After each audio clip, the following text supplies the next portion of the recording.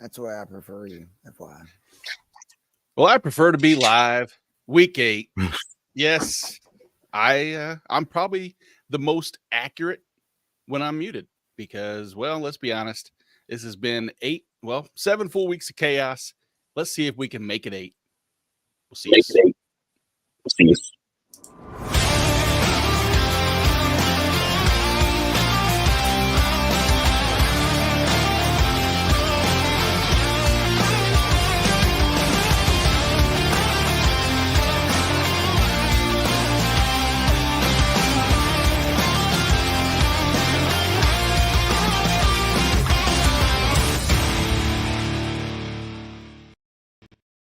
Yeah.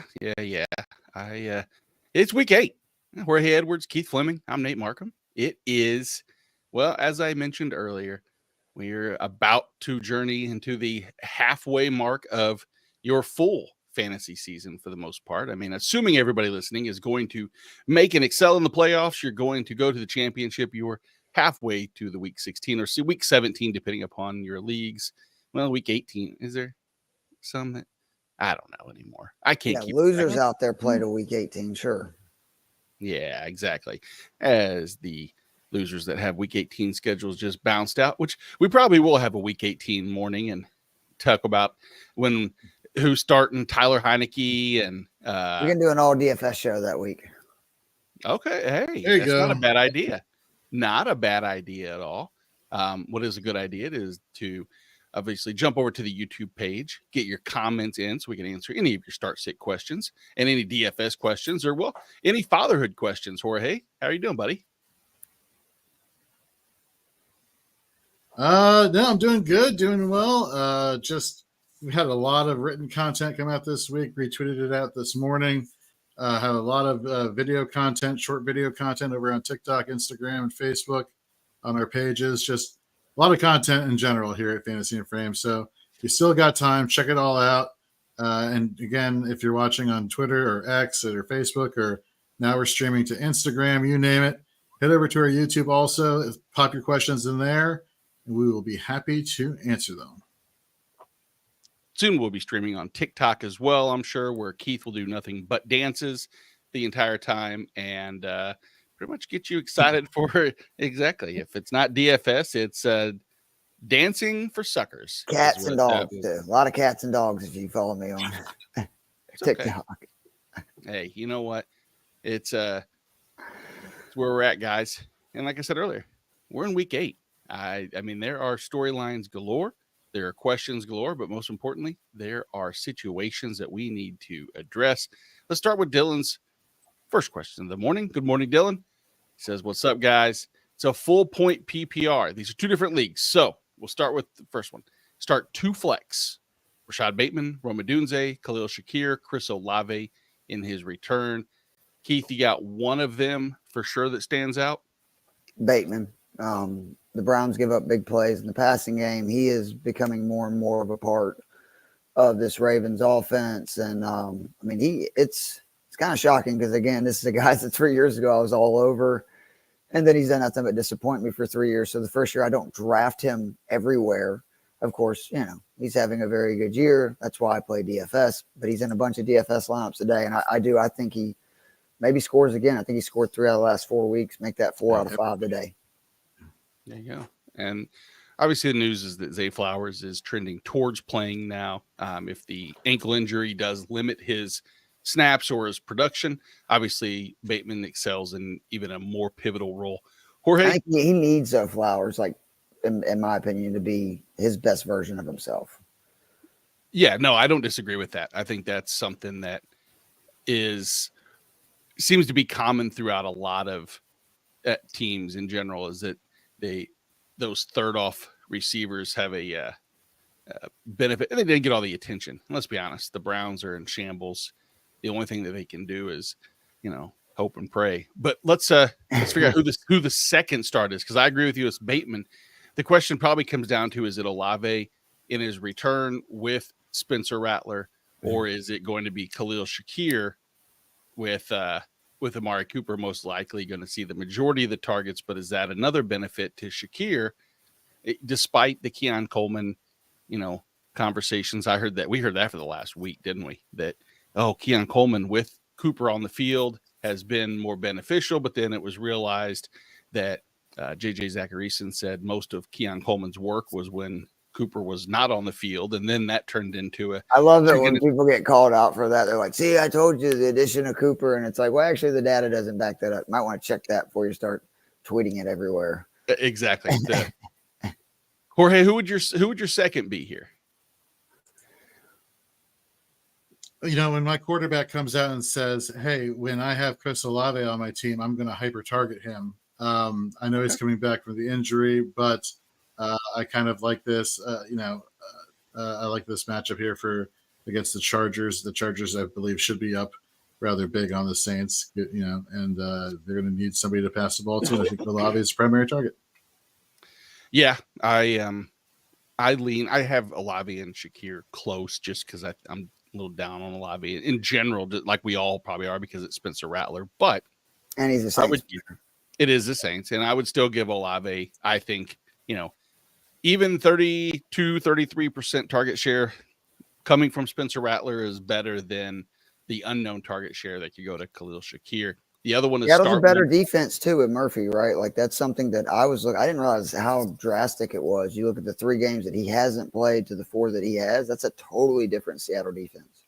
Oh, absolutely, absolutely. And I mean, go to the second one because he has 1 start, 1 flex, and 1 tight end. Start with the tight end position. Cole Kmet, who's been the tight end 3 since week 2, I believe, and Zach Ertz, who's been a top, really a top 20 in a landscape at tight end. That means something every week. So are you leaning Zach Ertz or Cole Kmet? Keith, I'll let you start. I like Kmet. I mean, I want to go with the guy that's if we learned that Mariota was starting, I would lean to Ertz, but it looks like Daniels is going to play, shockingly to me. And that means that I would much rather have Kmet, who's just seeing consistent volume, even with all the Bears, other passing options. And let's be honest, that Jaguars defense is just, not Jaguars, the Commanders defense is just awful versus the past. They've actually struggled with tight ends in recent weeks. It was wide receivers for a long time. Now tight ends are starting to get off versus them.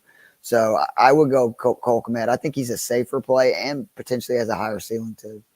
Yep, and I would agree with that. Jorge, how about as far as his flex, choosing between Javonte Williams, Rashad Bateman? I guess theoretically you could throw the other tight end, Zach Ertz, into that mix for the flex question. While I wouldn't, you have that option. You can do whatever you want, buddy. But are you leaning Javonte Williams here in a repeat smash? Yeah, I understand. I would go Javonte Williams here in this situation. Carolina giving up the most rushing yards and one of the highest rushing averages with 4.7 yards per carry, giving up 13 rushing touchdowns, which I believe is number 1 amongst defenses allowed. We saw what happened last week against the bad team in the New Orleans Saints. Things aren't getting any easier than Carolina this week. So give me Javonte. Yep. Yeah, Carolina seems to be the stepping stone to a productive week every week. And you guys are the defensive experts. Can you remember a defense this bad across the board where like they can't stop the pass, they can't stop the run? Like when was the last time you saw one this bad? Because I can't remember one this fruitful, at least for fantasy purposes, to where like you tell me you want to start a Denver receiver, sure. Want to start a different time? Why not? Running back, quarterback, like anybody playing Carolina right now, I'm not going to argue with you that it's a bad play. Yeah, and it doesn't help matters when their offense is going to be so inept that I think it's going to get out of hand early. And I think I'm pulling for Bryce, but not a good break that Deontay's out on top of everything else when he's coming back. Poor Bryce. Yeah. And you're going against Denver's defense. I mean, this is which we'll get to that Denver game. If this is the make it or break it week, he's in trouble. He started with a bad hand. Let's put it that way. Exactly. He's got drawn 2-7 offsuit, and he's going up against pocket queens, we'll say. So good luck, Bryce. We hope you pull out River. Sorry, I'm trying to talk and do poker content and read because I'm looking at this next question that Dylan has, and he has one quarterback, 2 running backs, 1 wide receiver, 1 flex. Start with the quarterbacks here, and let's say Daniels plays. Tua or Daniels?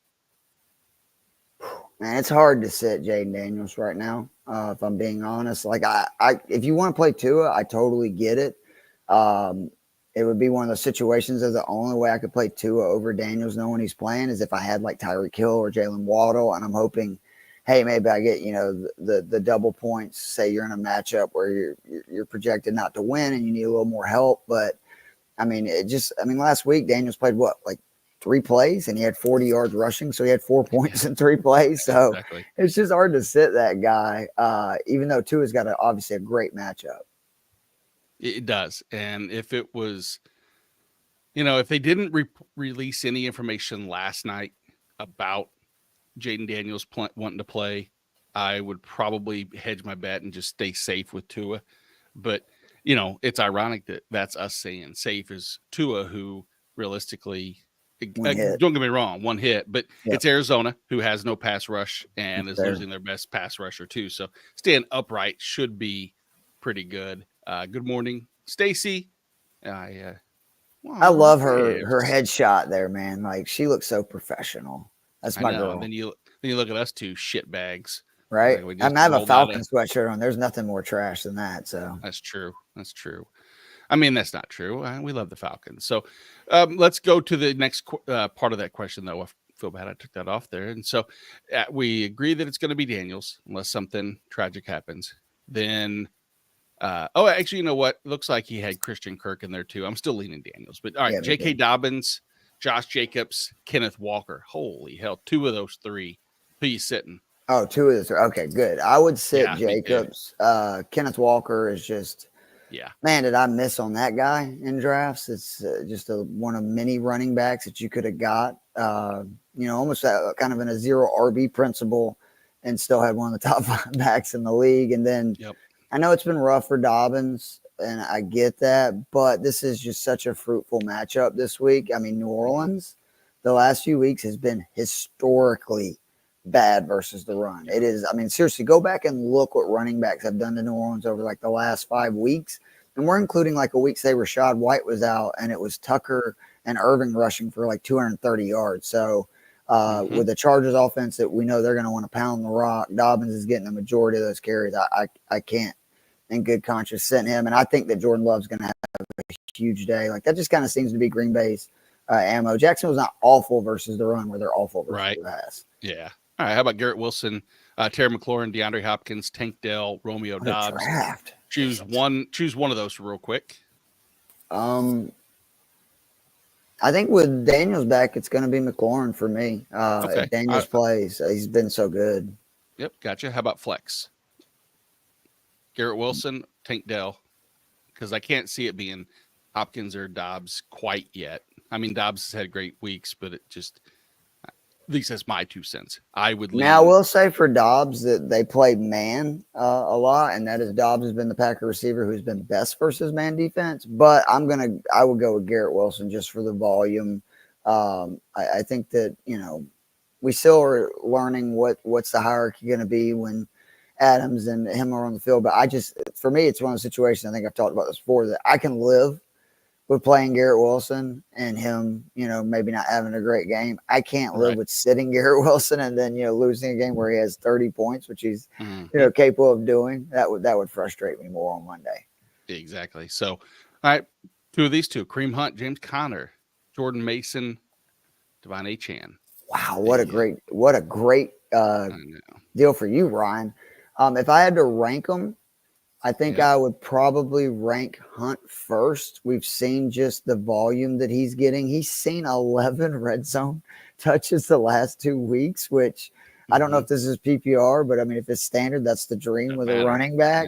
Yeah. And then, man, like, it's tough, but I think that I would go Achane slightly over Connor just because the deal is he's played 6 games in his career with Tua starting at quarterback where he's seen 10 plus carries. He's averaging 26.8 points per game in those games. That would be the 8th highest running back point per game average in the history fantasy football for a season. So I would lean him over him. I would say, though, if you, depending who you're starting at flex, I would really like to start Hunt, Connor, and A-Chain, who all have really good matchups, and I would assume get a decent volume.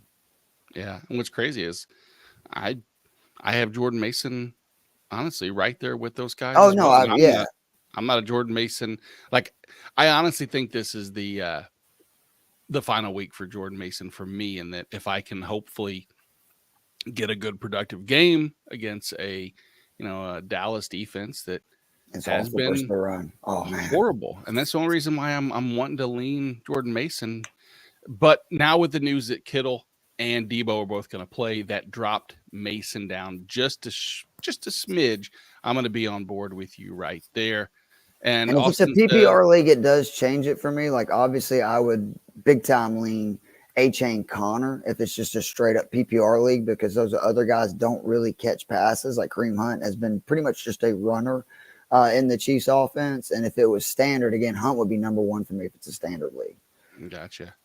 Yeah, Austin really hates Jonathan Taylor's matchup. Struggled against Texans in week 1. Would playing Waddle or Bigsby, if ETN, of course, doesn't play, be good options, or should I stick with Jonathan Taylor? I mean, Bigsby's has a tough option. Like, that's a tough matchup for Bigsby, too, where we expect Jags to be down.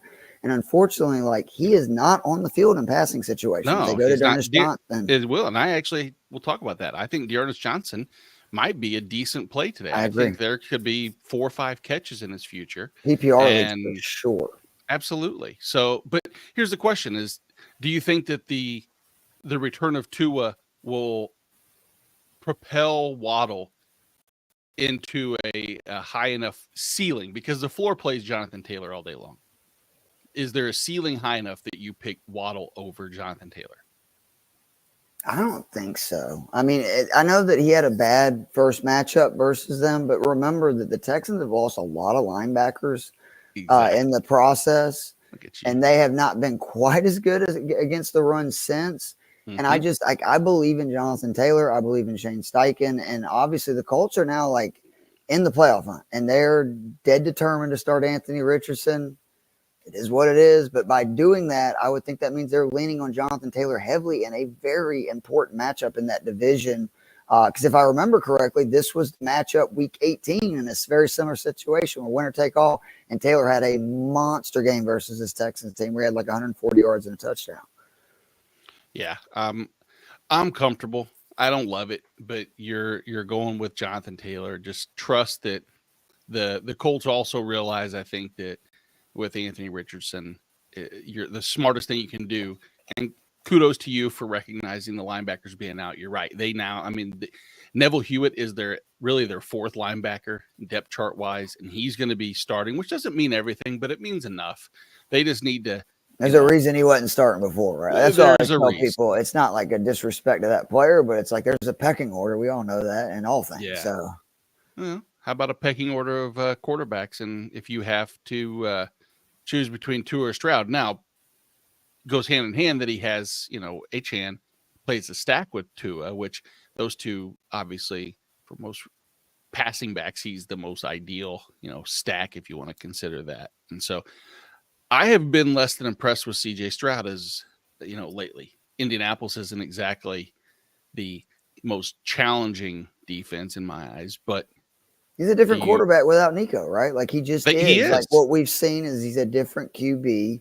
And to me, the reason I'm comfortable playing Tua is that we saw this with the Rams on Thursday, that when you have all your guys and they're all studs playing, it doesn't take time to ramp them up, right? Like Kupp, Puka come back, and all of a sudden that Rams offense, look really good versus a good Vikings D. And to me, that was enough reassurance that I got my Miami guys going everywhere, because it's been a tough year if you have held on to those guys this year because of the Tua injury. So, of course, I want to take advantage of this first matchup, especially to your point, against an Arizona team that can't get pressure and is not a very good defense. Yeah, no, I'm right there with you for sure. Let's see, as far as another quarterback question, would you roll with one of the following? Jameis Winston, Drake May, Wilson over Geno? And it's terrible weather in Seattle. I've heard that. Gino without his pieces as well, obviously. Yeah. Cross, I mean, don't get me wrong, having JSN and Lockett, I'm sure is great, but I think that's going to be a strictly Kenneth Walker type game. Gino's going to chip in. I think it's a, stable floor, low ceiling. Jameis is in the best matchup of all. Baltimore secondary that is depleted. Baltimore definitely secondary will throw it a ton. We know that they're going to be down. Ravens have scored like 148 points their last 4 games or something crazy. And they don't have any corners. They're already worst against the pass. I mean, but then that also goes to, hey, it's Cedric Wilson, Jerry Jeudy, David Njoku. If I'm talking about Geno with lack of weapons, and I can say JSN and Tyler Lockett, me to say Jameis Winston and throw those names in after is not a fair comparison. But you were high on Drake May last week. That's the answer for me. This week is so tough. It is, but he's proved that he's had 2 games, 18 points or more. And again, so let me ask you this, T-Bills 15, if you're listening. If you're looking for just, again, it's one of those deals where it's a projection deal where if you just get what they're expected, you're okay. I think May is the safest play, again, because he has by far the most rushing upside of those 4 QBs. He's probably going to get at least 4 points by rushing alone. I think if you need a home run, it is definitely Jameis Winston is the way to go. And I know Russell looked great last week. I need to see another week out of Russell before I am all in, especially because the Giants have a really good pass rush and the Steelers are still having issues on their offensive line with some, health issues. So to me, it's like if you're looking for like the safe play, I think it's Drake May of these 4 with the terrible weather and see, otherwise obviously be Geno. But if you're looking for the upside play where it's like, hey, I'm going to need some help, I would just roll with Jameis and say, let's go. Hopefully he throws 4 touchdowns and only 3 picks, That's what Jameis does. He's going to definitely turn it over too. There's no doubt. Exactly. Like I will say from what I've seen the 2 weeks, I feel the most, I don't want to use the word optimistic, but I am optimistic with Drake May because of what we've seen in 2 weeks. I think this is by far the worst matchup. I think the pass rush, in addition to the secondary, means he's I'm hoping though that leads to more rushing, which is why I think he's pretty safe. Is like maybe he has 60 yards rushing, which that's huge in like a QB situation. And that's what leans me to saying Drake May as well. It's the good news is I'm not too overly concerned that it's going to be a blowaway win in terms of decision making by like Russ or. How bad or weather are they talking in Seattle? Do you know? Like I didn't know it was that bad because I may have to like revisit Kenneth Walker for DFS. Like I had him kind of it's like the 4th or 5th back I wanted in that expensive range, but okay. I heard more wind than anything else, which for Geno is obviously the worst case scenario. I mean, people like they've said for years, and it's true. You can play in the rain if it's coming down. North south. How's Buffalo's pass rush too? Because for Geno, it's like, can he get a clean pocket? When he has a clean pocket, he's great. That's that. So the chart. That's the thing with Seattle is we saw improvement from both tackles. Charles Cross was playing better. Buffalo for the last 3 weeks between Epinesa and Rousseau, they had substantial pass rush, like much. That's that would be just as much a concern, even if everything was great. Because look at Atlanta gets again. We're talking about no pass rush. So I know Geno looked so great last week, but that was with literally the cleanest pocket, and he's great. He's like almost complete 77% of his passes when he has a clean pocket. That just hasn't happened a lot in Seattle this year. Exactly. All right, Tank Bigsby, Josh Jacobs. I lean Jacobs for what we just said earlier. I worry that Bigsby will be out of the equation on way too many snaps. I think that this could be a 50-50, even maybe less workload between him and Dearness Johnson even without Travis Etienne returning. You agree with Jacobs? Yeah, I mean, the only thing I will say again is if you need a big game, like out of one of these two, I think it's more likely that Bigsby goes off because the only way the Jags win that game is if they run. I mean, that's the recipe, right, to beat Green Bay for as long as I can remember, is you run, control the clock, keep their offense off the field. They can give up rushing yards. The risk in that is, to your point, they get about, like, if you think they're going to lose and lose fairly easily, that just means Bigsby's not going to be on the field a lot, and it's hard to score points when you're not on the field. So yeah, I trust my idea of a game script over the idea of I agree. Big play from Bigsby one-off. Jorge, how we doing? Back to non-buffering, or are you? Yep. Nah, I can't hear you. Or So is I'm he going to muted? assume that's not a good. Could be muted. There's a number of different scenarios that could be going on. The look of frustration on his face says curses, but I'm getting good at this. Oh, he figured. Look at that. He did it for us. What a He's guy. in the backstage. I was like, I'm getting good at this going to 2-screen thing. I'm so bad at that, by the way, Nate. Like, if we have one of those issues on any of our shows and I'm like running the board, it takes me 10 minutes to figure it out. And I look like an idiot. And all of a sudden, you'll see my big face on there for a second. You know, 'cause you're Right, swapping them. exactly. It's like, I don't want to see that. We start moving Too early. things. It's okay. Here, we got a non-PPR. Oh, sorry. I think There it is. non-PPR. 2 for flex. Well, Higgins is out, so that's going to be easy there. Most likely, right? Has he been? Oh, they've ruled out? already changed it to 0 points. I know on like both of the like ESPN and Yahoo where I have him, they've got him projected for 0 points now. Gotcha. Yeah, I know that last night Schefter came out and said that does not look good. I just hadn't seen a full roll out. He also said Puka wasn't going to play very much on Thursday. Thanks, Schefter, you son of a bitch. What an idiot. Jeez. Boo. Just kidding. I would. He could have just left it at that he's going to play. He doesn't know how many. He had to go and say that it was unexpected or unlikely that he would play a significant number of snaps. And of course, my dumbass did not take him off my arm, put him in the lineup. And then on top of that, Juwan Jennings is out. So I'm just the dumbest guy on the planet. Top 5 at least, I'd say. Don't sell yourself short. Yeah. So it's Devontae Smith and DJ Moore in this. Thanks for the question, Bro Cal. I love DJ Moore this week, by the way. Like I know it's a little scary because of what Allen did last week, but if you look, that has been that's what I'm saying. Like everybody's making such a big deal. He didn't, lead the team in targets, and historically, like we have seen that this Washington team really struggles with number 1 wide receivers. The number 1 wide receiver is absolutely DJ Moore.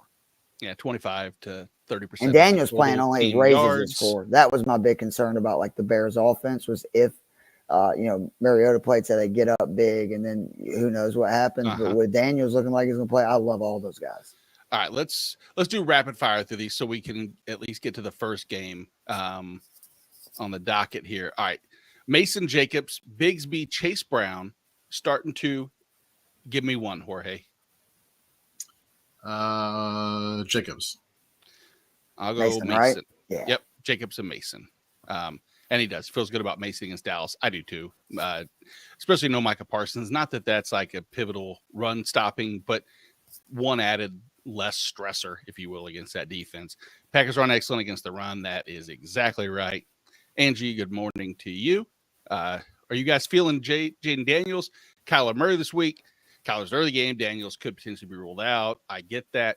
Angie, if you can, go pick up Mariota, and I would try to play Daniels. And then if you can, like, I understand your concern, but where if you can't get Mariota to where you have a backup plan, I might go with Murray just because, again, you don't want to be left holding the bag. But if I could go get Mariota, I would rather play Mariota with a chance of playing Daniels than I would play, Murray like outright. You know what's funny about this? When looking at fantasy points allowed by teams to the quarterback position, guess who's at the bottom of the league or the top of the league, I guess, in fewest points allowed? The Miami Dolphins, who are going against the Cardinals. They've been good versus receivers too, Jorge, to your point. Yeah, and number 2 at quarterbacks is the Chicago Bears. So the question is, who do you expect to scramble and not get hit into oblivion and still stay on the field? Which, unfortunately, Jaden Daniels has a tendency to do that. So I think I would go Murray in this instance. I know you said rapid fire, but my bad. No, that's okay. I am intrigued. I saw the same thing with Miami, and I think there's 2 games that kind of skew it a little bit. My eyes. I think the Buffalo game skews that overall because Buffalo took the ball every time they got it at like the 10-yard line, and they put up 40 points and put up 100 and something yards passing or whatever that very low number was. Game script, but that's only one. And so the other 5-6 games, of course, they actually played really good. It leads me to say the same. I think I don't love Kyler, but again, if we're talking about that rushing floor, Kyler's still I think he's 4th in QB rushing on the season so far. So I mean, it's a lot of floor support from his legs, but he's also in a matchup where they've been stingy against rushing quarterbacks. We'll get to that when we get to that game for sure. T-Bills 15. He got 35 between Kyron Williams and Jay Jetta, which is awesome. Projected to win by 25. He's thinking of rolling out May. Why not? At that point, you're up. I think there's a safe. I think he's a safe play anyway out of those quarterbacks that he get. Like, I actually think May is the safest out of those four. What's up? KJ, what's up, man? He says, what's up, guys? Better full point PPR flex start, Monty or Javonte Williams? And what a time to be alive, Javonte. And I mean, I'm saying just Javonte, fitting yeah. Monte, the best running back in football for the last year, but I just I can't sit Javonte versus Carolina. He's had 14 carries or more in 3 or 4. And what I really like, Carolina gives up a lot of receptions to running backs. Since week 2, he's seen 29 targets, caught 22 passes. So he's going to be involved, whether it be rushing or receiving. And we saw him get 4 red zone touches last week and score 2 touchdowns. So I love Williams this week. I think he's one of the best running back plays there is. Me too. Start him, then sell him. As soon as he puts up exactly. 125, Exactly. Talk about this on Tuesday. His matchups in the next 4 weeks value will never be higher. It is atrocious. He's got the Chiefs coming up. He's got the Falcons who've been good against the run. It's not a great stretch going forward. So as long as your teammates aren't listening to this, if they are, have them join in next week after you got Javonte Williams on one of their teams and took advantage, and we'll ridicule them with you as a collective unit. Stacy, good morning. Jorge, by the way, she said that we're her 2 faves and you are not, just so you know. I didn't say it. That's what Stacy said, but she wants to know from you how she can squeeze Cedric Tillman in her lineup. Who would you start him over?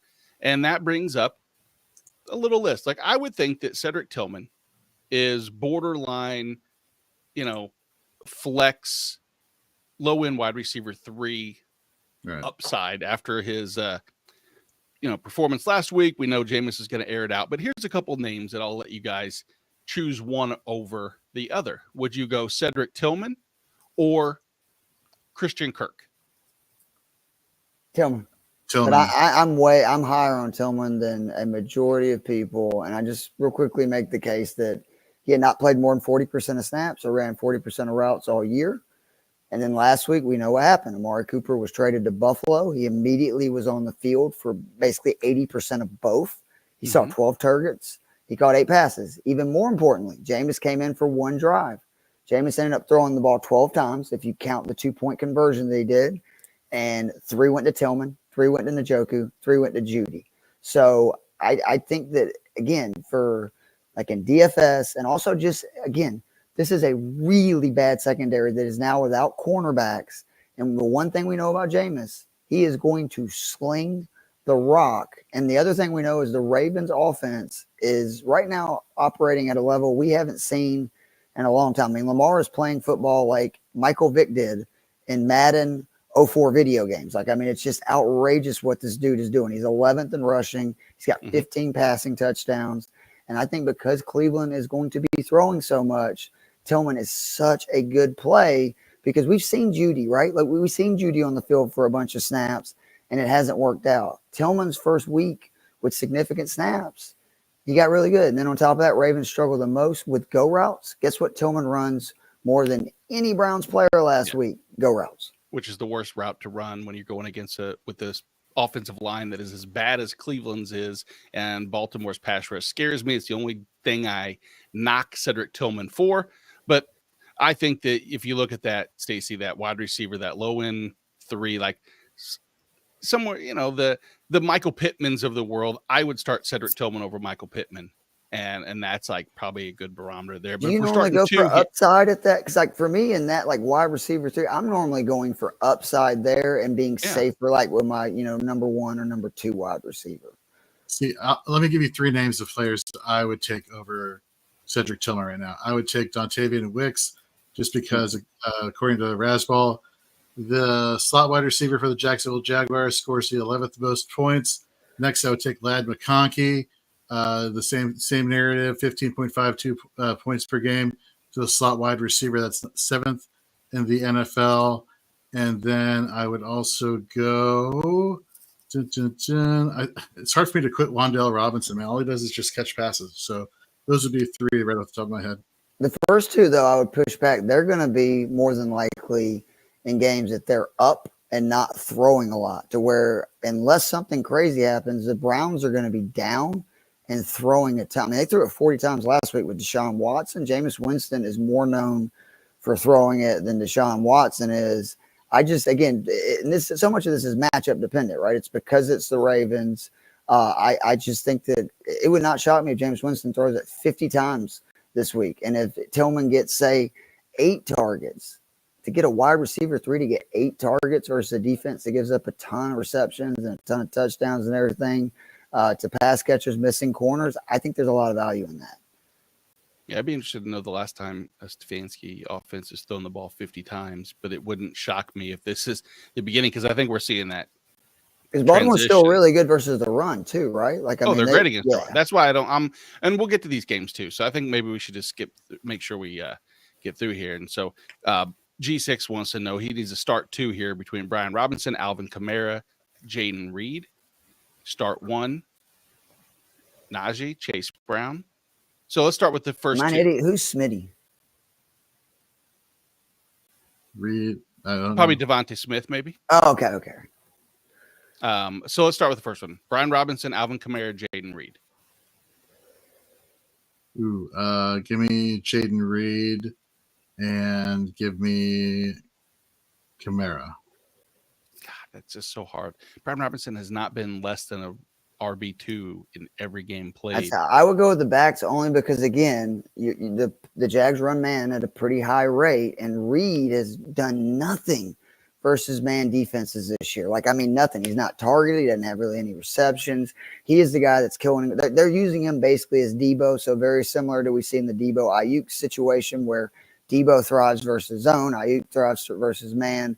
I would rather have the guaranteed touches and be Robin Kamara, especially if they both catch passes too. Wouldn't that be the same narrative though that Horace was talking about earlier about how the Jags have allowed the 12th most points to the slot, and that actually is the only thing I was critical about Dontavian Wicks is while he has played in the slot enough. Like if you look at last week, Jaden Reed's predominant. Like Jaden Reed hasn't played probably less than 60% of his snaps in the slot any game. Last week, Dontavian Wicks played 11% of the slot snaps. So, I mean, there's the off chance that Wicks is not deployed if they're up a little bit. But I like Wicks a lot because I still think he's the better of the receivers. I probably lean the backs. So 2.63% of the time he is in the slot. But this is, kind of like what I was talking about versus versus man, he's just not being targeted a lot. But, I get what you're saying about the slot. The Packers pass catchers are so confusing too, because I know it just seems like every week, whichever guy I'm on, it's the other two that end up going off. And that's so frustrating to where at least we know that Kamara is going to get a high volume. And when you think, Jorge, you're the Washington guy, that with Daniels in the situation that he is, I would be leaning on those backs a lot this week and, making sure that Daniels probably isn't pushing it down the field so much so he can't get, take those big hits. That could even mean more passes to, say, Robinson and Eckler. You could also say the narrative that an inexperienced Spencer Rattler would have to rely on the running game and the short passes. Now the Kamara as well. I don't think there's a huge separation between the two, but I just feel that I think the defense for Chicago is a lot tougher than people give credit to, and I think it's good defense. It's going to be tough for the Commanders to, blow out or be in a situation where they're going to be having to chase too much. Versus the Chargers, who I think are going to blow out the Saints, and you're going to see a lot of PPR usage out of Kamara, which is the only reason why. I would start both backs, is what I was saying, but I understand. Yeah, I would rank Kamara over B-Rob if I was just running the ranking running backs. Gotcha. So how about start one of these 3? Najee, Chase Brown, or I guess start one of these 2. Jorge, Najee Harris, Chase Brown. Let me tell you. I kind of liked what I saw from Najee last week with Russell Wilson, behind center. I think that was one of his first, if not his first 100-yard game of the season. Actually, I think it was his second straight, right? Because he did versus the Colts. Which is ironic because he's been he's so much before then. He gets Jalen Warren back, and he's a top 10 running back both weeks. Yep. Explain that. Yeah, I'd do Najee Harris in this case. And how about the third one for you guys? Jaden Reed, Devontae Smith, and they're all PPR leagues, by the way. How do you guys see that Eagles game going? Because that's what I keep going back and forth on. Yeah. Is like if it's something where they the Bengals decide, look, we're going to do everything to sell out Barkley because I think that's the strength of your team, and we want to see Jalen Hurts beat us, which I think there's a very good chance that happens. I would want to play Devontae Smith because that just means that obviously there's a lot of volume there. Otherwise, I would probably lean Reed just because, again, the Jags are just such a bad secondary. And the Bengals have been better like the last few weeks. I know they haven't played as good of opponents, but they're getting healthier on defense, which I think is a big key too. I think the 47.5 also helps me lean a little bit more to Devonta Smith just because Vegas is expecting this to be a shootout, excuse me. Or a shootout, one of the two. The Falcons-Bucks game is going to be a shootout if we're being honest. And I mean that anytime I feel like Devontae Smith or any receiver of that ilk has come off a 2-target 0.3 fantasy point week, it seems like the following week they always have that tendency to get back into that top 24, top 25 range, which if that's the case, Devontae Smith all day for me. Should you start James Cook, Jonathan Taylor, or Javonte Williams? Man, James Cook, obviously we worry a little bit about the usage between him and Ray Davis. I don't worry so much. I still think James Cook is a great spot. We don't love the Jonathan Taylor spot against Houston as much from a matchup perspective, considering Houston's, I think, 4th best against opposing fantasy running backs. And we're in the decision of how do you start Javonte Williams over those two names by actually hitting the button. And I got to tell you, I'm just going to hit the button and just going to do it. Carolina, ignore the names, look at the matchup, and look at the usage. Jorge, I think Keith and I are on Javonte. Can you talk us out of Javonte towards JT or Cook?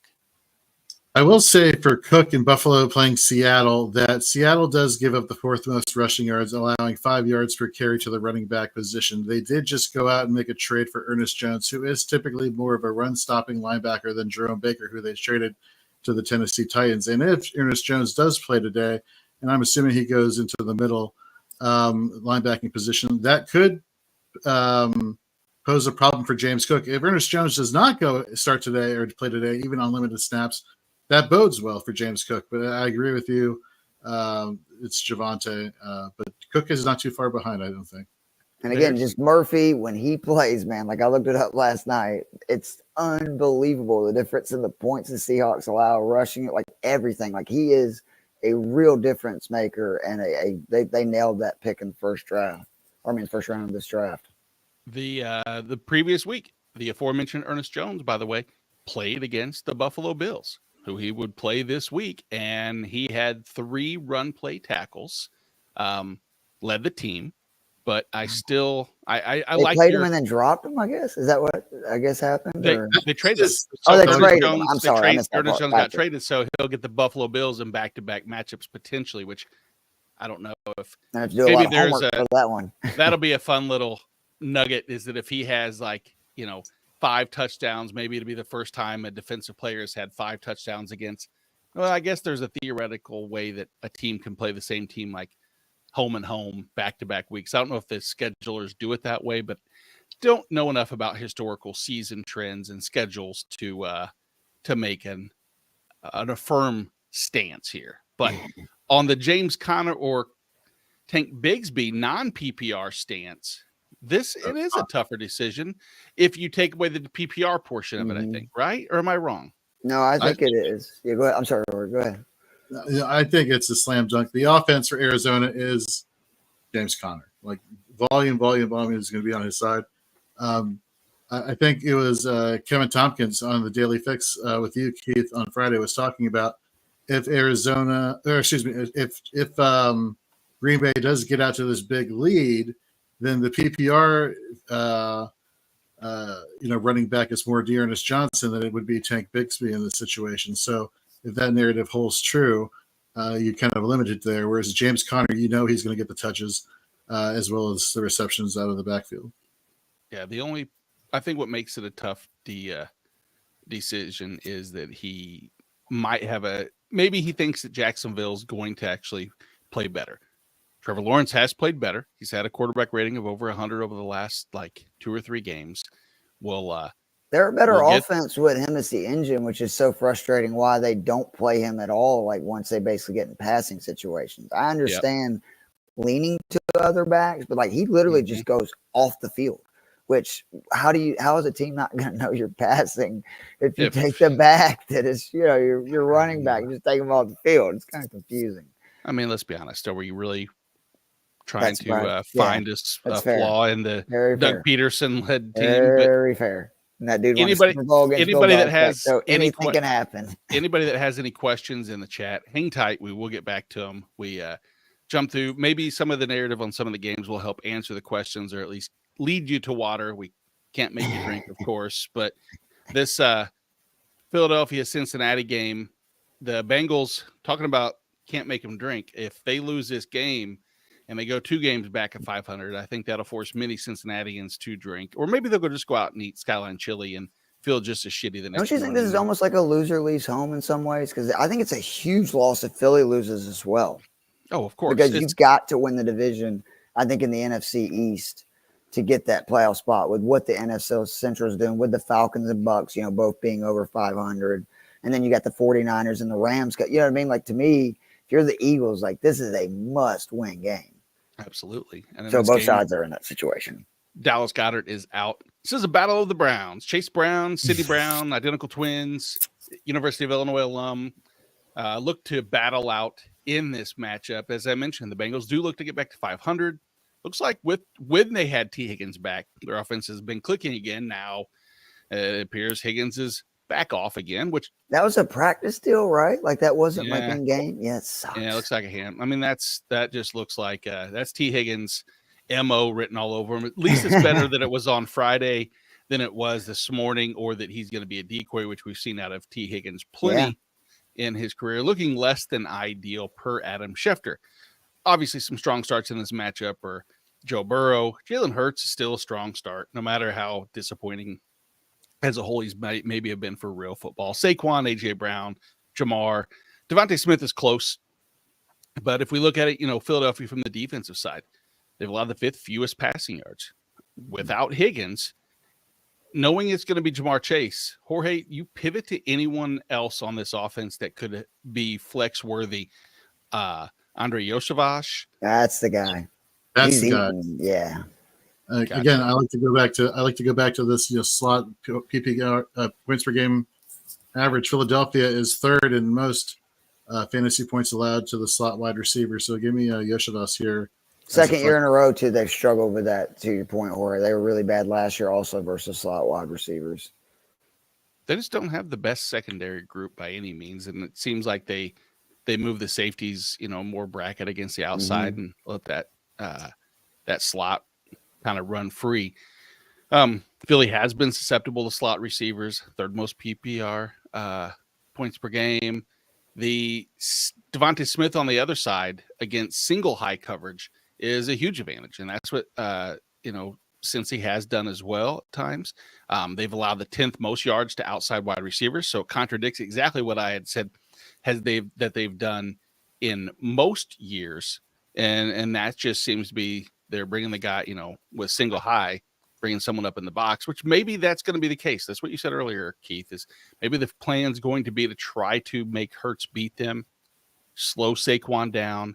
That's what I would do right now, right? Is with the way Hurts is throwing it right now. I know A.J. Brown's been incredible, but it's Barkley can just take over a game, let their defense do what they want to do, get a lead, right? Pass rush. I would try to get Hurts and Philly into a heavy,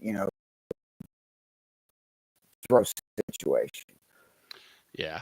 And then, so I mean, essentially, we pretty much know who we're starting for in this matchup. Obviously, if you're in dire straits and you want to go down the Grant Calcaterra route again, I wouldn't suggest it. Go get Jatavian Sanders. There's other tight ends you could play that I like better. You should have somebody besides it in a pinch like that. Jorge, on the IDP side, what you got going on there? So Zach Bond, linebacker, who'd been tearing it up all season long, even since week 1, where he had that 30-point Fantasy Pro scoring monster game against Green Bay. Left the game last week with an injury. He was a full participant in practice this week. both he and Nakobe Dean seem to have solidified themselves as the top 2 linebackers for the Eagles. Over the past 3 weeks, Dean has been the LB2 in Fantasy Pros IDP points per game. Jalen Carter. I'm sorry, Keith. I know you don't want to talk about Jalen Carter. Oh, I love talking about Jalen Carter. I just wish he was in a Falcons uniform. Yeah, well, that's what I was trying to not get into again. But he has finally exploded on the scene, being tied for 7th in sacks with 3 over the past 3 weeks. The fantasy points per game, again, using Fantasy Pro scoring, has him over the past 3 weeks in the L10. Josh Sweat, again, another defensive lineman, DL16 in points per game, 2 sacks over the past 3 weeks. For the Bengals, look, Jermaine Pratt, a linebacker, has I am blown away. He's always been like a good LB, low-end LB2, high-end LB3. This guy is legit an LB1 in the top 10. You have his partner Logan Wilson, who's in the top 36, so he's still, flex worthy. Trey Hendrickson, Sam Hubbard have been playing really well lately the past few weeks. Tell me if you heard this before, Nate. The path to fantasy solid performances for Trey Hendrickson is about him being sack dependent and Hubbard being more tackle dependent. If that continues to be the case, I think both are viable. But if I had to pick one, it would be Hendrickson. Yep, I would agree with you right there. So we go to Cleveland, Baltimore Ravens, Cleveland Browns, Baltimore 8.5-point road favorites, 45.5-point total. There's some names out. Jerome Ford's out. Jedrick Wills is out. On the opposite side, Zay Flowers had been trending in the wrong direction with a couple DNPs and then limited on Friday. He's expected to play. The secondary, though, for Baltimore, Marlon Humphrey's out. Marlon Humphrey's doubtful, but he's going to be out. Nate Wiggins is out. They've activated Jalen Armour Davis off of the IR to start in. We've talked a lot about Jameis. We know Lamar's a strong start. We know Derrick Henry. I think David Njoku's a great start as well. Mm-hmm. But we the collective fantasy owners that have been begging for Jameis to start over Deshaun Watson, we finally get it. What you asked for, is that what you're saying, Nate? I mean, maybe that's a possibility, but man, if you look, Jameis versus Baltimore is such an ideal first start, like opposite of Bryce Young, like, hey, maybe he should get another start. Let's try to give him the benefit. I haven't been saying that, but somebody said that somewhere, probably Mama Young, but still, Jameis versus Baltimore. Baltimore allows most passing yards, third most touchdowns, second most fantasy points per game to the wide receivers. We know Zay Flowers, we know that Jameis is going to have passing opportunity, but who's it going to be? I think we've discussed Cedric Tillman. Is there anybody else besides him and David Njoku? Is Jerry Jeudy even flex worthy in this spot, Keith? Or is it like you said earlier? We know what Jerry Jeudy is, and it's just going to require really a touchdown for him to even have that floor. I don't want anything to do with Jeudy. And I mean, Steve Smith tried to tell us 2 years ago, he just ain't got that dog in him, man. And if you look at it, no matter, like, we've made so many excuses for Jerry Jeudy, and the bottom line is no matter where he's gone, he has not worked out. Like, he's disappointed. And you just looked like Cedric Tillman had a bigger game in his first game, playing 80% of snaps. By the way, most of them with DTR and Deshaun Watson, than Jerry Jeudy had all season. So I do like that much better. Like, I think Tillman and Njoku are the guys. If you want to start Chubb, because again, the good thing, I know the Ravens run defense is very good, but I think the Browns are going to score points. Like, the Ravens are kind of like the Niners have been the last few years, that they're so good offensively, they get up, and then teams are just kind of in, rush, throw, move the ball mode. Yep. And that scores points in fantasy. Like, it just does. Absolutely. On the other side, we talked a little bit about Rashad Bateman as a, decent spot, even with Zay playing. Back to Cleveland, maybe DFS, maybe just a couple weeks back on Wednesday night during our 4th and Frame show, we always do one smash, one pass, and one stash. And one of my stashes was Elijah Moore. It got a little bit of pushback because obviously, what has Elijah Moore done? But I said, as soon as Jameis takes over, I think the volume very easily could go to Elijah Moore and the trust factor over Jerry Jeudy. And maybe a cheap DFS play, because slot receivers have killed Baltimore. They've allowed the fifth most fantasy points per game, an average of 15.5 points. I don't see Elijah Moore scoring 15.5 fantasy points, but Jorge, you're putting the DFS lineup. You're looking, I don't know what Elijah Moore's price is, probably 3,000, 3,500.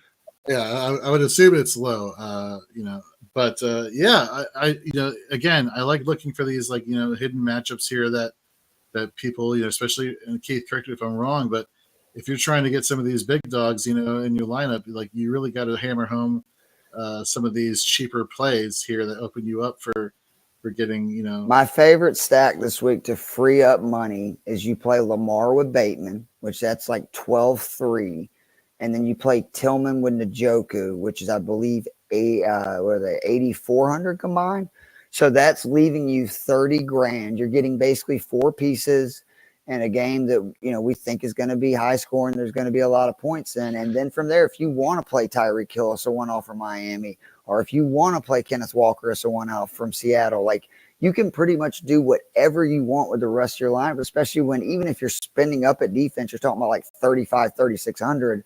So you're talking about basically for the other 4 players, you're able to spend, $27,000. That, you can get whoever you want at that price. And one person you probably won't be getting is Mark Andrews, whose production has been a little deceiving. I know we've seen some productive weeks over the past, but I jinxed it, Nate. I said he was dead, and he scored a touchdown, of course, in 2 straight. And guess when he did, though? When they were trailing in the game. Oh, no, I'm with you. I don't trust him. When they're ahead, his production is basically non-existent. And I don't expect them to be trailing in this game against Cleveland. A lot of that has to do with it would be. I don't expect Nick Chubb to have a great week. That's a great story. I really wish the best for Nick Chubb. I love him being back on the field, but this Baltimore run defense is definitely stingy, and they'll look for him to go through the air. Jorge, on the IDP sides of things, break down both sides for me. Right. So for Baltimore, no one, a fantasy relevance is out this week. Look, you're starting Roquan Smith, averaging 16 points per game, LB6.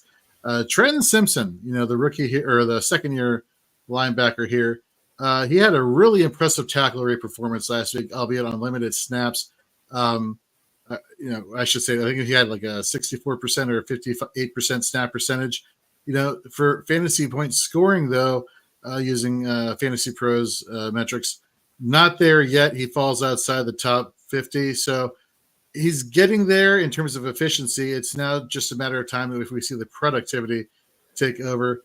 Kyle Hamilton is right inside the top 36 in points per game, played nearly 64% of snaps in week 7. Now, I say he's in the top 36, but when you look at, the defensive backs who are like, 25 through, 40, a lot of them fall under the 11 points per game range. So don't let that scare you off necessarily. For somebody who's a fan of Kyle Hamilton, like there's like 5 defensive backs who are 11.6 and he's like 11.1. Like don't let that scare you away from him. For Cleveland, you're never not starting Myles Garrett. However, in 2 games versus Baltimore last year, he finished as the DL 154 and the DL 90. Okay. Chances are you don't have anybody who has as much upside or ceiling as Myles Garrett, but you may want to temper expectations. Somebody who you don't have to temper expectations for is Jeremiah Owusu-Koramoah, LB6 over the past 3 weeks. He's been nothing but consistent. And then when we talk about run defense, PFF over the past 3 weeks has him graded out as the linebacker 2 in run defense. So, yeah, he's definitely an LB1 for you, top 12 linebacker this week. Especially is that Lamar, Jorge, that like just his ability to, not go down and get sacked? Is that why Garrett has struggled to? Okay. I'm just curious. Yeah, Lamar and Josh Allen both have pretty much limited pass rushers, edge rushers at least, to non-existent numbers. Especially when you can't touch them or you're going to get a flag, which is the worst part. That's why I get so sick. Like the Mahomes thing is driving. I know he's your boy, but like that faking going out of bounds. Like, did you watch the play, though? Did you see that? So did you listen? And did you listen by chance to, or do you watch New Heights with Kelsey Cosmos? So Travis breaks that down and they go back and they show it when he was right before he was doing the fake. It was the defensive player who was coming over wasn't juked out of the play by Mahomes. He was forced out on a block from pitch off screen. They show an so I all didn't see 22 that. screen, and they show the player coming over and blocking him out of bounds. And so when he's getting blocked over, right as the player gets blocked into Mahomes has to stop, and that's what the backup was. Is he was getting blocked into him. He does that though a good bit though. Absolutely. They all do that. And that's what I mean. I think it's not like a Mahomes. I just think like QBs, they already get so many benefits that it's like they can't then act like they're going out of bounds and then come back in because the defenders are like, I don't want to touch him, you know. Kenny Pickett was the worst whenever he did the big slide. That to me is a little bit worse, but it's way worse. If it was like in that situation, and I mean this 100%, if Mahomes were to fake going out of bounds and he came back in and he got rocked and they didn't throw a flag, I would not have an issue. And I'm saying that right now. And if that happens this week, I promise you, you won't hear me bitching about it because I don't disagree that you shouldn't be able to manipulate the rules like that, especially as sensitive as they are. But I digress. Let's rip through like 5 of these questions real fast so we can help some of these people out here. Austin wants to know, Tank Bigsby, Jalen Waddle, really doesn't want to play Jonathan Taylor. Jorge, choose one for him. Great slot wide receiver matchup, Jalen Waddle right here, although we know it's going to be the Tyreek show of Tua's at quarterback. So give me Waddle. Good news is, though, for Waddle, like week 1, A-Chain 7 catches 70 yards. Both Waddle and Hill went over 100 yards. I agree. Like if you're going 1, I think Waddle's a safer play. Agreed. Rest of season, let's go an over-under RB 15 for Devon Achane. Keith, over or under the RB 15 rest of season outlook? I mean, if you're saying that, Tua stays healthy, I think for sure he's going to be a top 15 back. I mean, again, 26.8 in the 6 games that he's had 10 carries with Tua in his career. Gotcha. Jorge, agree with that? Disagree? Yep, that sounds about right. Cool. Let's South Sea 77. PPR flex. Malik Neighbors against Pittsburgh or Jordan Mason against the Dallas Cowboys. Jorge, you want to start? Yeah. It is, spoiler for a little bit later, the Dallas Cowboys are decimated on defense. And their LB1 for the team is dealing with a shoulder injury. So I'm going to go Mason this week. In fact, for fantasy managers out there, I think the 49ers have a bye next week, and then McCaffrey's supposed to come back. So this is probably your last week to really get the most you can out of Mason. Yep. If you have Jordan Mason and Javonte Williams, pair them both together in a trade and anybody else, and you'll be in great shape. Keith, how about you? Are you leaning Mason? Because I agree. I like Neighbors. I love Neighbors. I don't love this matchup. I think that without Andrew Thomas, that Giants offensive line has looked really bad. Daniel Jones is having a much more difficult time getting the ball out. And Malik Neighbors already has a difficult matchup in Joey Porter Jr. It just seems like all signs are Jordan Mason and his sayonara game against the so smart. I mean, Joe Matz, thank God, prevented me from having Daniel Jones in a million DFS lineups last week because being the resident Giants fan, I mean, it is really different when Andrew Thomas plays with Daniel Jones and when he doesn't. And we saw that last week where he looked awful. And, again, you're going to start Neighbors most weeks, but not when you have Mason versus Dallas defense that, I mean, just think what like Derrick Henry, the Saints, like different teams have done against them. They'll run heavy as well. Yeah. No, right there with you. Should Juan Pena be worried for Kittle's foot? Should he pick up Cole Kmet, Hunter Henry, Zach Ertz, Noah Fant, Pat Freiermuth? That just reaffirms the decision from earlier where we're saying you should have better options than some of the other tight ends because, number one, if Cole Kmet, Hunter Henry, Zach Ertz, Noah Fant and Freiermuth are on waivers, that's a great thing. That means that people aren't picking, swapping out the tight ends each week for matchups. But Jorge, would you, if you have Kittle, would you just say, you know what, I'm not going to risk it. I'm going to go with Cole Kmet, the tight end 3 since week 2, Hunter Henry, who's been the tight end 3 with Drake May, or your guy, Zach Ertz, no Fant? What are you thinking? Let me just pull up something right here before I answer that question. I want to say Kittle has been dealing with this injury for the past couple of weeks.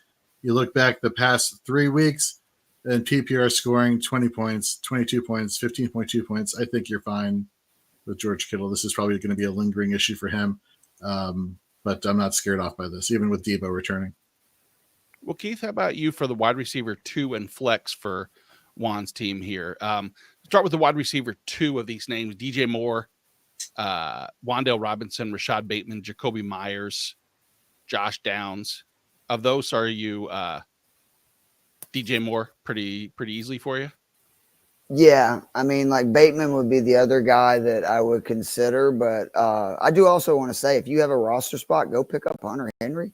He's seeing like almost a 20% target rate in that Pats offense. They're going to throw a lot more with Drake May. Kittle gets banged up a good bit, so to have a tight end on your bench, for either this week or moving forward, like if you have that roster spot, I would definitely add him. But to me, this list is DJ Moore and Kenneth Walker by a good bit, and then Rashad Bateman would be, probably the next guy for me. Right there, agree with you. Jorge, I'll throw a defense question your way. Baltimore Ravens, Texans, Bears, Commanders, Giants, Dolphins, or Cardinals. And I know that I don't have the list pulled up. I will bring up the matchups here so that you don't have to try to remember. No, I got them. You got them? Oh, good, because I don't. So you just tell me who you're picking in those matchups, and I'll trust you. Well, I'm not going the Giants because I think Pittsburgh found something last week and they're going to keep clicking. The Commanders, I think this is going to be I think the Bears are going to come out swinging. The Texans versus the Colts, that's going to be a shootout. So give me the Ravens going against Cleveland. I'm still not sold yet that Jameis is the answer here. Even if Jameis does throw the ball 40 times, even if Jameis does throw for 300 yards, even if Jameis does throw for 2 touchdowns, 1 to Tillman, 1 to Njoku, there's a good chance that Winston is sacked 4 or 5 times, and you get at least 1 or 2 picks or a fumble. So even if they score a ton of points, but relatively speaking, and put up yards, you're going to get the turnovers, which is what you want from your defensive side. I do like the Giants, though. I just want to say real quickly as well. Remember, Steelers missing offensive linemen. They can get after the pass. Like I know their offense is going to be bad, but I think with Russell Wilson, that Steelers, they're going to have some issues with that pass rush. I really do believe that. Very similar scenarios there. Jorge, get back to back. Rachel's with us. Rachel, good morning. Always great to have you on, of course, and great to have you with Fantasy and Frames. The IDP question, she knows how to butter our bread, as they say. Nick Benito, Trayvon Walker, Aleem McNeil, Brian Burns. Burns obviously would be the easy answer if he wasn't dealing with an injury. Against just, we said, I think even with injury, I'm still going to go Brian Burns. He's been, one of my favorites for a while. But Jorge, how about this number 2? Nick Benito, Trayvon Walker, or maybe give me Trayvon Walker, and if he's available in your league on waivers, which he probably is, yes, Brian Burns dealing with injury, who's not and has come back the past few weeks. Azeez Ojulari going against Broderick Jones of the Steelers. Broderick Jones has given up the most pressures and the most sacks than any other offensive tackle. It's almost like insert some funny expression that tells you it's going to be an easy matchup. There you go. We Robert Thomas is joining us as always. Charlene's with us. What a family we have here. Chase Brown, Lad McConkey.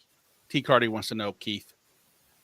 Are we talking probably standard league, you think, or PPR? I'm going to say half point PPR. We'll split the difference. Okay. As long as it's not standard, I think I'd lean Lad slightly. The Chase Brown thing, man, it just seems like it's every time we think we're getting to where he's taking over the backfield, it's kind of a 50-50 split like between him and Moss, and that's just going to be frustrating at times. Yeah, and like the Eagles, I know they've had games that they've been, beat really bad on the run, but that front four is really good for Philly. So I think that I would lean Lad.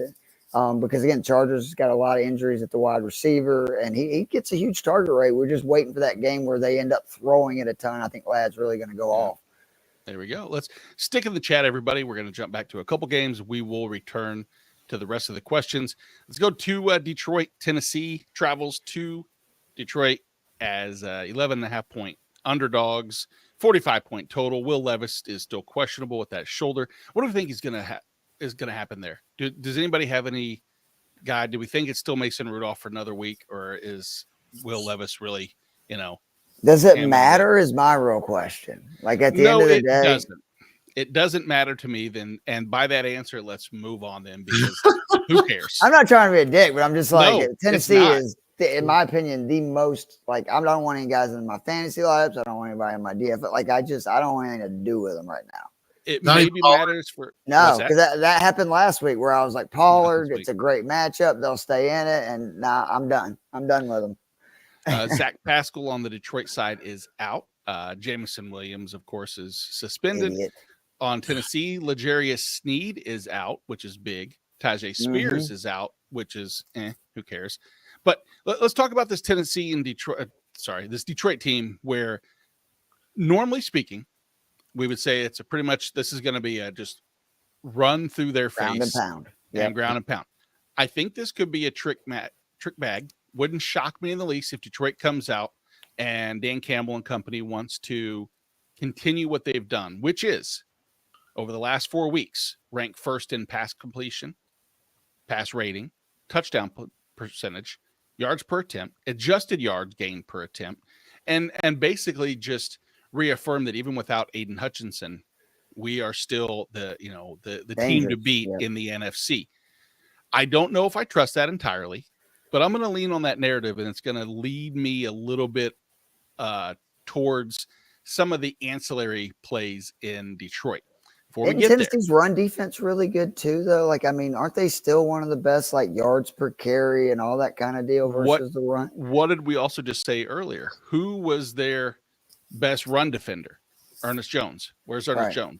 He's gone. Oh, they traded him, yeah. And not that was the end-all, be-all, but that little piece, Jorge. Right. No, it makes a difference, yeah.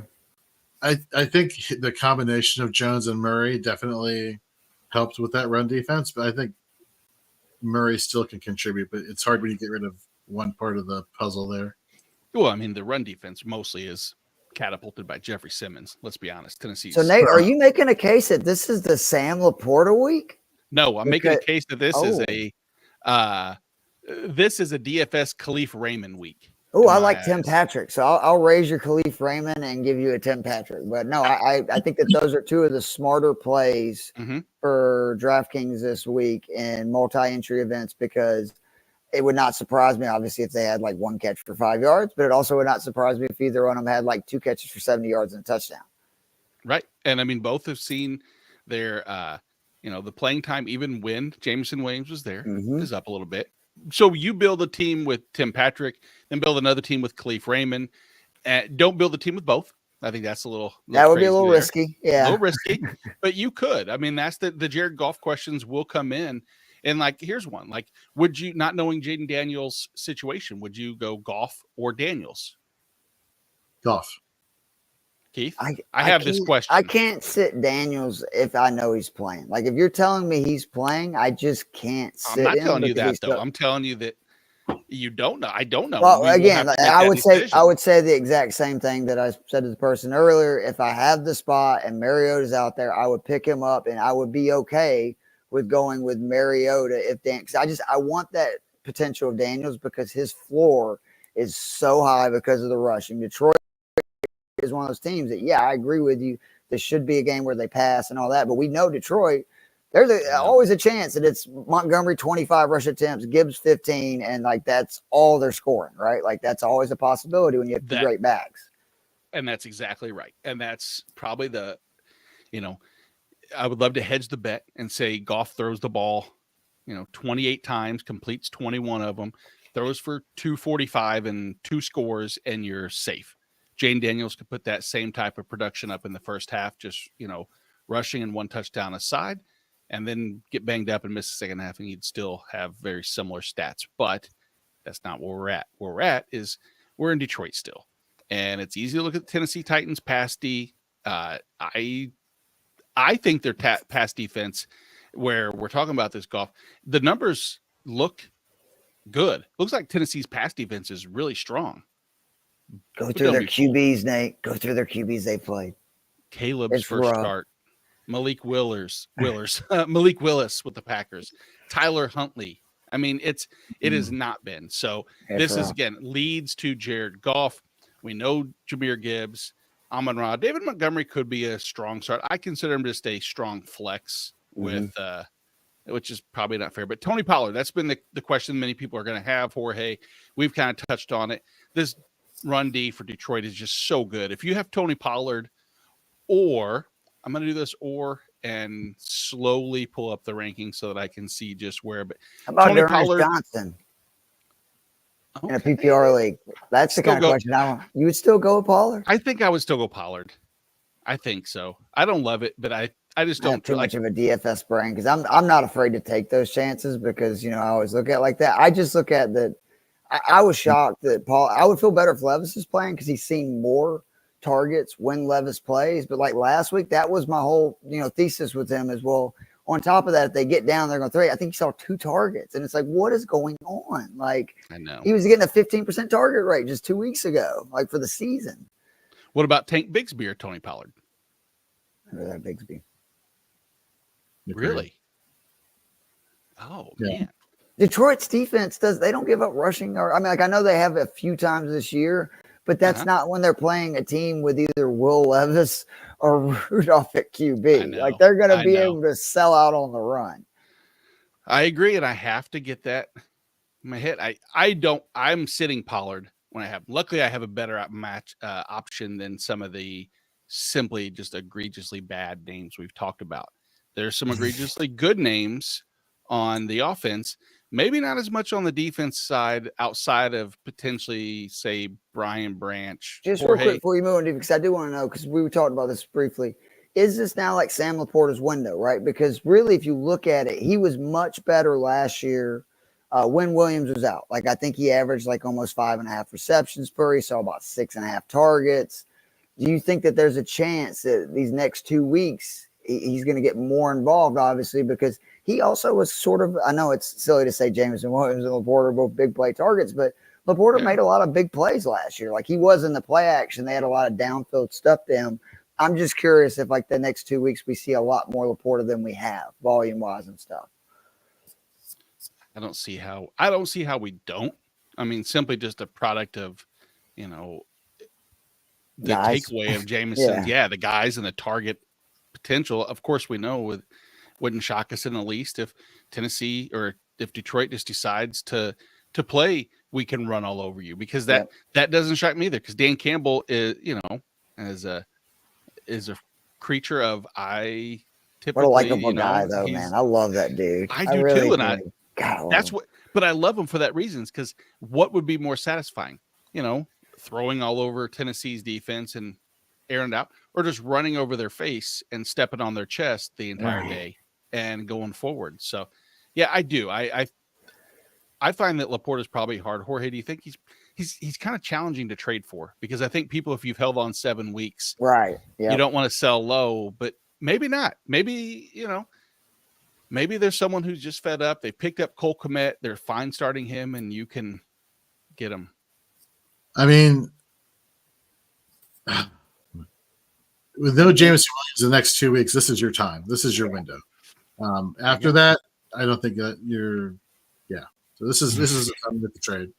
Open the window of IDP into the. Sure.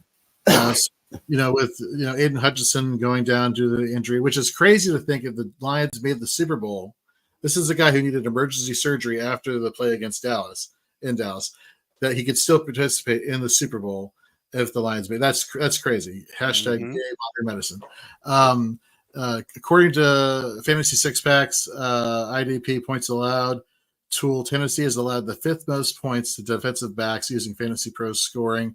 Brian Branch is a DB1 over the past 3 weeks. He's a must start. Even Kirby Joseph is giving you double-digit points a game, but it's really Brian Branch. Alex Anzalone has been the LB 54 over the past 3 weeks, 9.5 points per game.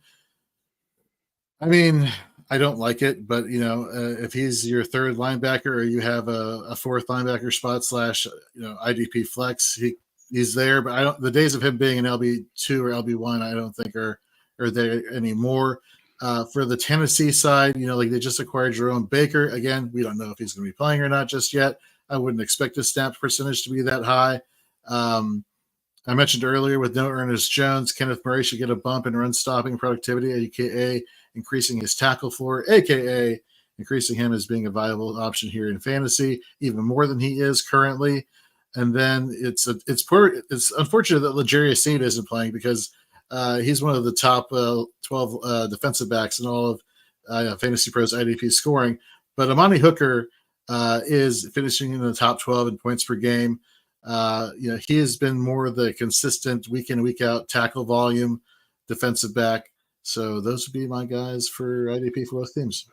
Gotcha. We'll do 3 or 4 questions real quick. And Sprue All-American wants to know, in a PPR, needs a flex. James Conner, DeAndre Swift, J.K. Dobbins, Jalen Waddle. PPR, you safe to say you're still leaning Conner where all things go to Arizona? I would go Dobbins, Conner, Waddle, Swift.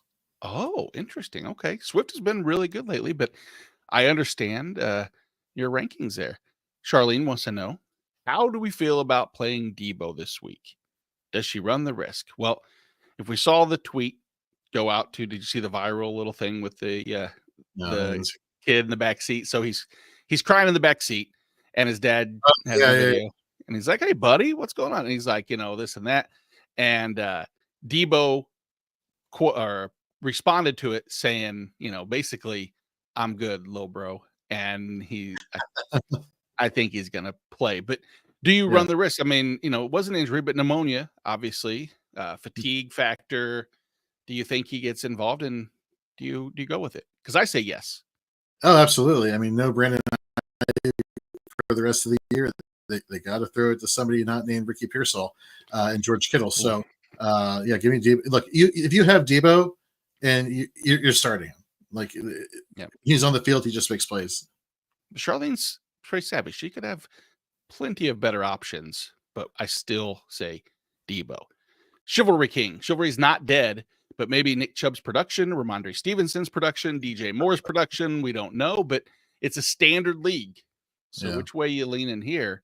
I will say I'm going to go DJ Moore simply because DJ Moore is taking 25 to 30% of the total team yards passing. So, I mean, when you can occupy that much of the floor for a passing game that is improved, I want Nick Chubb to do well. I just don't see any running room there. And Ramondre is just, shell.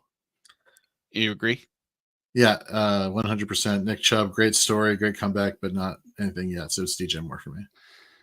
All right. Johnny and Vinny, Review Tube, need your help. Desperate win. Needs to win badly. Only flaw in his lineup. Needs to start Xavier Worthy or Keon Coleman. What are you doing? Need to win. Did you hear Patrick Mahomes talk in his press conference about how the Raiders were talking trash about them after they upset them on Christmas? And Patrick Mahomes was like, yeah, we'll deal with it when it's time to deal with it. Give me Xavier Worthy here. Yeah, he said that. Actually, it was earlier in this preseason, too, when they did the Kermit the Frog puppet. They were doing the puppet of Kermit the Frog, and they asked him after that, and he said, we will deal with it when we deal with it, and it will be dealt with today. So I lean Xavier Worthy. I think that it's going to be Andy Reid scheming up plenty of ways to basically, and I don't care. Hey, if we lose to Vegas again, and that leads to a third straight Super Bowl, so be it. Don't care. But it's not going to happen this week. I hate you. You had to throw in if it leads to a third straight Super Bowl. You'll take the loss. Did last year. They haven't lost. How excited are you about Hopkins? I hadn't talked to you. We'll get there. Let's talk about it. Let's get there because I do want to talk, but I would ramble on. Will has to know Joe Burrow or Jaden Daniels, Keith. Here you go. Now we're getting closer to that threshold of just where. Joe Burrow without T. Higgins, but still been Joe Burrow. Offense has been Burrow. I'm okay. Like Burrow, I'm okay with playing. I think, with the question in the air about Daniels. Like, with most of these guys, I'm saying I'd rather have Mariota in the upside. But if you look, Burrow has been incredible. I don't trust the Eagles secondary. I know obviously the Higgins being out is a big deal, but I just think that means Chase feasts today. So I'm okay playing Burrow, and Burrow will run a little bit too. So, every once in a while. One last question here, and then we will be going. First of all, this is a PPR 12-man league question. He has Jaden Daniels, Saquon, Breece Hall, Alvin Kamara, Isaiah Pacheco, Tyreek Hill, Justin Jefferson, Evan Ingram. Really only have Jordan Addison for wide receiver on bench. Should I trade one of my running backs to get more wide receiver depth? Chicken Goats, first of all, we hate you basically for having such a great team. And it feels like this is just a flex and you don't really need a question, but it is actually a fair question with only Jordan Addison. When is Pacheco coming back, Nate? Do we know? So there was positive news recently that he's within that return window. So week 10 is a realistic potential for him. Now, when he does, I think, the answer is yeah. Because, like, if you have Pacheco as a backup, I would absolutely either trade, like, you know, Kamara on a PPR league probably has a lot of value, even still with the issues of the Saints. But you can't, you know, like, to me, yes, like, this is one of those issues where you had a great running back draft. Like, go out and get that one extra, like, probably elite receiver, which, I mean, if you're willing to, you know, give up, say, any of those, you could, I mean, like, anybody you want is available if you're willing to move, you know, Barkley, Brees, whoever. And I think that with the strength of your running backs overall, that is the move, because I know that it's frustrating. Like, you want to have depth at your team, but there's nothing more frustrating when week after week trying to decide who should I start. And by getting rid of one of these backs, that kind of alleviates a lot of that and strengthens your team at wide receiver. Yeah, would, like, an example maybe is, would you trade Brees Hall for CeeDee Lamb? In a heartbeat. I would. Yeah. I mean, with this running back core, I would, is what I mean. Yeah. I don't know exactly what you mean. And I think that's a scenario that could be true. You know, maybe the CD owner has gotten a little fed up with some of the production at times. He's still CeeDee Lamb. We all know that. But, you know, that's a potential of sorts. The next game on the docket is the Indianapolis Colts at the Houston Texans. Houston 4.5-point home favorite, 45.5-point total. It's a rematch of week 1's Texans 29-27 victory. Azeez Al-Shaair's out. Henry To'oTo'o is questionable with that concussion. Not looking great. We know we've talked about the linebackers there. We've talked about Jonathan Taylor's return against a stingy offense, but we didn't talk a lot about CJ Stroud last week. We discussed it, Keith. We said it's a little concerning without Nico, but just, you know, to what degree CJ Stroud or Jared Goff? Jared Goff. Mm-hmm. Okay. Until Collins is back, like, I do not feel good about playing Stroud weekend, especially because we've seen when Joe Mixon is healthy and it's a good matchup, which obviously the Colts are somebody they struggle with the run. They are not afraid to lean into Joe Mixon. Damian Pierce is now starting to get 8 to 10. Like, they've pretty much proven that, like, we're going to run the ball when we can. I don't think the Colts have the kind of offense where the Texans will be down and forcing Stroud to throw a lot. And in that case, like, I love Mixon this week. I don't love, you know, the Texans, you know, passing option. Obviously, you got to start Diggs, no doubt. Dell is somebody that there's a lot, you know, like, teams that I would probably start guys on my roster over Dell this week. Jorge, would you start Anthony Richardson over CJ Stroud?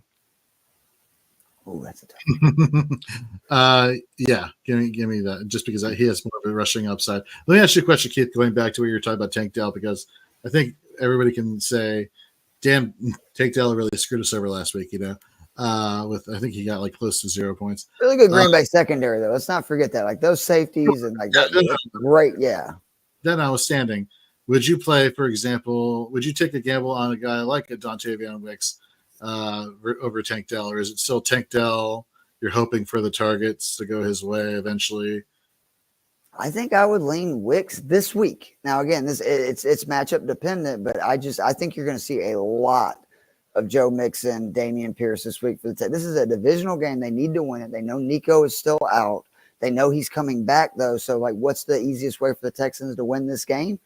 To run the ball, shorten it, you know, make Richardson have to be efficient on the drives, you know, the possessions that he has, which he's proved it at times he struggles with that. I would really lean into the run. So I think that Wicks, again, versus just an awful Jaguars secondary, who's not horrible versus the run. So I think Green Bay is going to throw a good bit. I would rather play Wicks. There you go. The, you know, the ceiling, like we said, AR going back a little bit there. Week 1, he had 3 total touchdowns, finished QB4. Thing is, even if he is startable, I don't know if I want to start any of the pass catchers for Indy myself. And like, he's a cool QB to play naked. Like, to me, he's in that category because of the rushing upside. Like, it's okay to play him naked. So what about this? Tank Dell or any of the pass catchers in Indianapolis? Ooh. How about this? Tank Dell or all of the pass catchers in Indianapolis combined? How is that? I don't even know. I should know this because I mean they run cover 3. I know like the highest rate in the NFL. What is Dell's numbers? I wonder versus cover 3.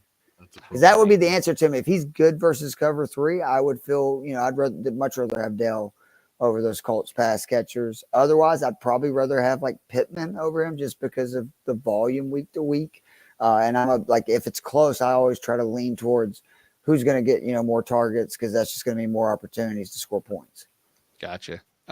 What can stop points from being scored is defense. Jorge, how about some IDP options for Indy and Houston? Sure. So EJ Speed is back. His full speed is back at full speed. Look at that. Good job. Yeah. At practice. So he should be somebody inserted to your lineups next to Zaire Franklin. DeForest Buckner was activated off of IR and should play, but there's always like the concern of somebody who's coming off of injury. What are you really expecting snap percentage wise? But if he is like 100% good to go, next week he is by all means a weekly starter. But for this week, I'm a little bit concerned. I mentioned Zaire Franklin already. Nick Cross has just been dominating the box snap percentages, and you've been seeing Julian Blackman's free safety percentages increase over the past few weeks, which is not great for fantasy. Generally, you want your tackling players to be near the ball, not farther away. For Houston, no Aziz Al-Shir, like you mentioned earlier, Toa, concussion injury. He hasn't been ruled out yet. He is questionable. Neville Hewitt stepped in last week, finished as a top 20 linebacker in fantasy. That being said, Indy is really good at not allowing a lot of fantasy points to the linebacker position. So I don't think he's a slam dunk just because of the volume he may get. Gotcha. Perfect. One question real quick, since Jorge, this is for you. Mm-hmm. So Shoot the Gap League. Are you playing each other? Are we playing each other, Charlene? Let me Don't know. Answer regardless. Don't check. No. Give what an a jerk! Because he's already going. Well, how good of an answer do I need to give here? Yeah, exactly. I'm not playing Charlene, so it's okay. I would go San Francisco versus Dallas's offense. So give me San Francisco's defense. There you go. What a jerk move, by the way.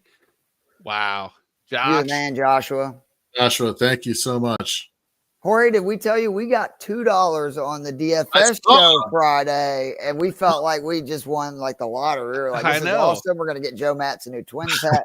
Thank you for your donation. No, I'm kidding. We got $1.99 on For the Frames, and we were already spending it. We were out shopping together. It was great. Go ahead. For those who are unaware, if you would ever be so kind to donate to the Fantasy and Frames cause here, your questions will be prioritized in the chat, just FYI with that. And Nate, you were about to say? I was just going to read the question. Josh, I have one question for you first and foremost, though. Put it in the chat. Who do you have a player or a team that you follow? Because I'd like to give you something back in return for your donation besides Dynamite data. It's also hedging the bet in case we give you the wrong information. You get something like a consolation prize. It is a cards because let me know, Nate. I can hook them up with that as well. So absolutely. So it's a full point PPR. Needs to start 2 of these wide receivers and a flex. Keon Coleman, Ricky Pearsall, Calvin Ridley, Alexander Madison, Austin Eckler, Tyrone Tracy, Troy Franklin, Roma Dunze, Christian Watson. Oh my gosh, Josh. I feel so bad for him. Look, he's lost Rice, Evans, and Johnson. And I feel you. I have Rice, Ayuk, and Nico in 3 of the 6 leagues that I did. Because I didn't do a lot of season long with all the DFS stuff I do. And I'm just like, this is why I should just do none of these. So, all right, let's start with the 2 wide receivers. Coleman, Pearsall, Ridley, Franklin, Adunze, Watson. I think so too. I'm going to say Watson. Yeah, Watson. How about the number 2? Do we?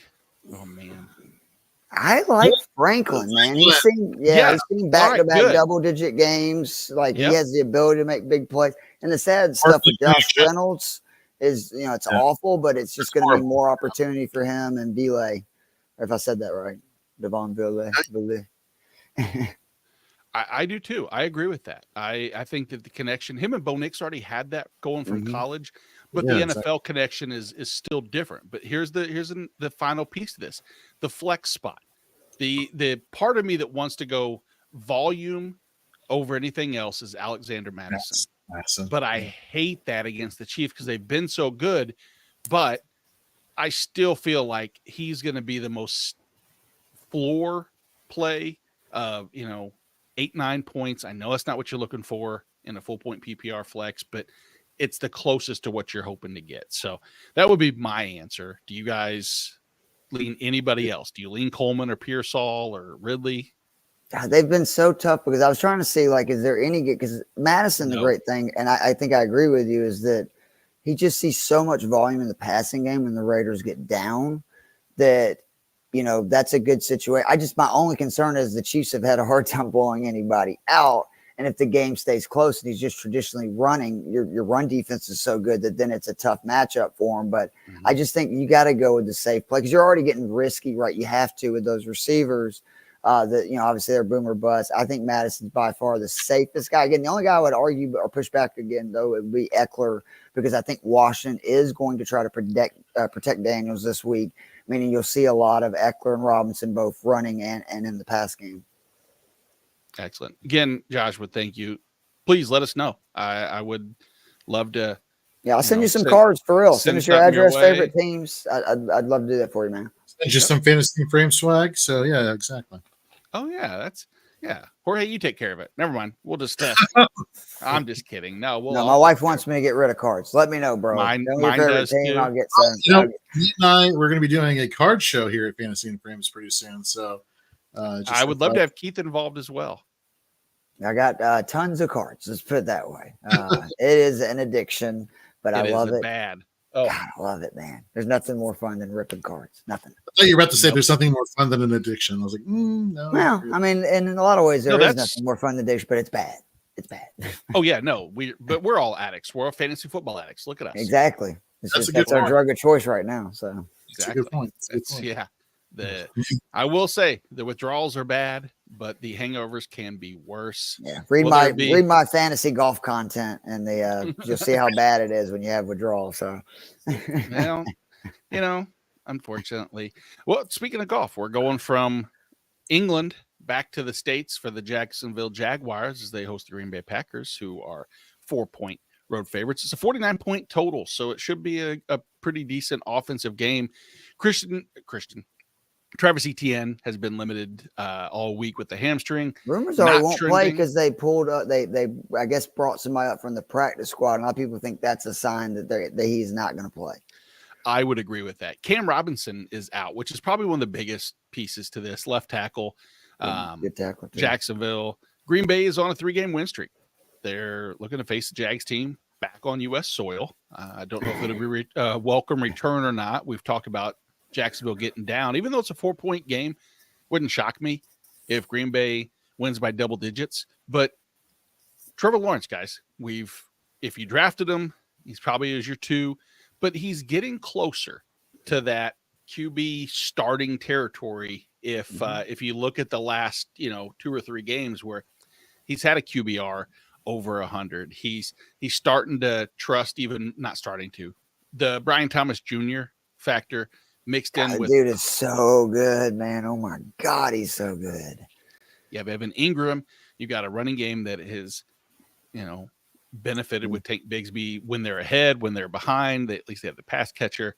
We've talked about Bigsby. We've talked about Dearness Johnson. Tank Bigsby, by the way, second in the league behind Derrick Henry at 6.2 yards per attempt. That is a very interesting stat. Reminds me a little of Derrick Henry too. I know he's not quite as big, but he's just a very physical guy that runs upright. Seems to get better the more carries he gets. Yeah.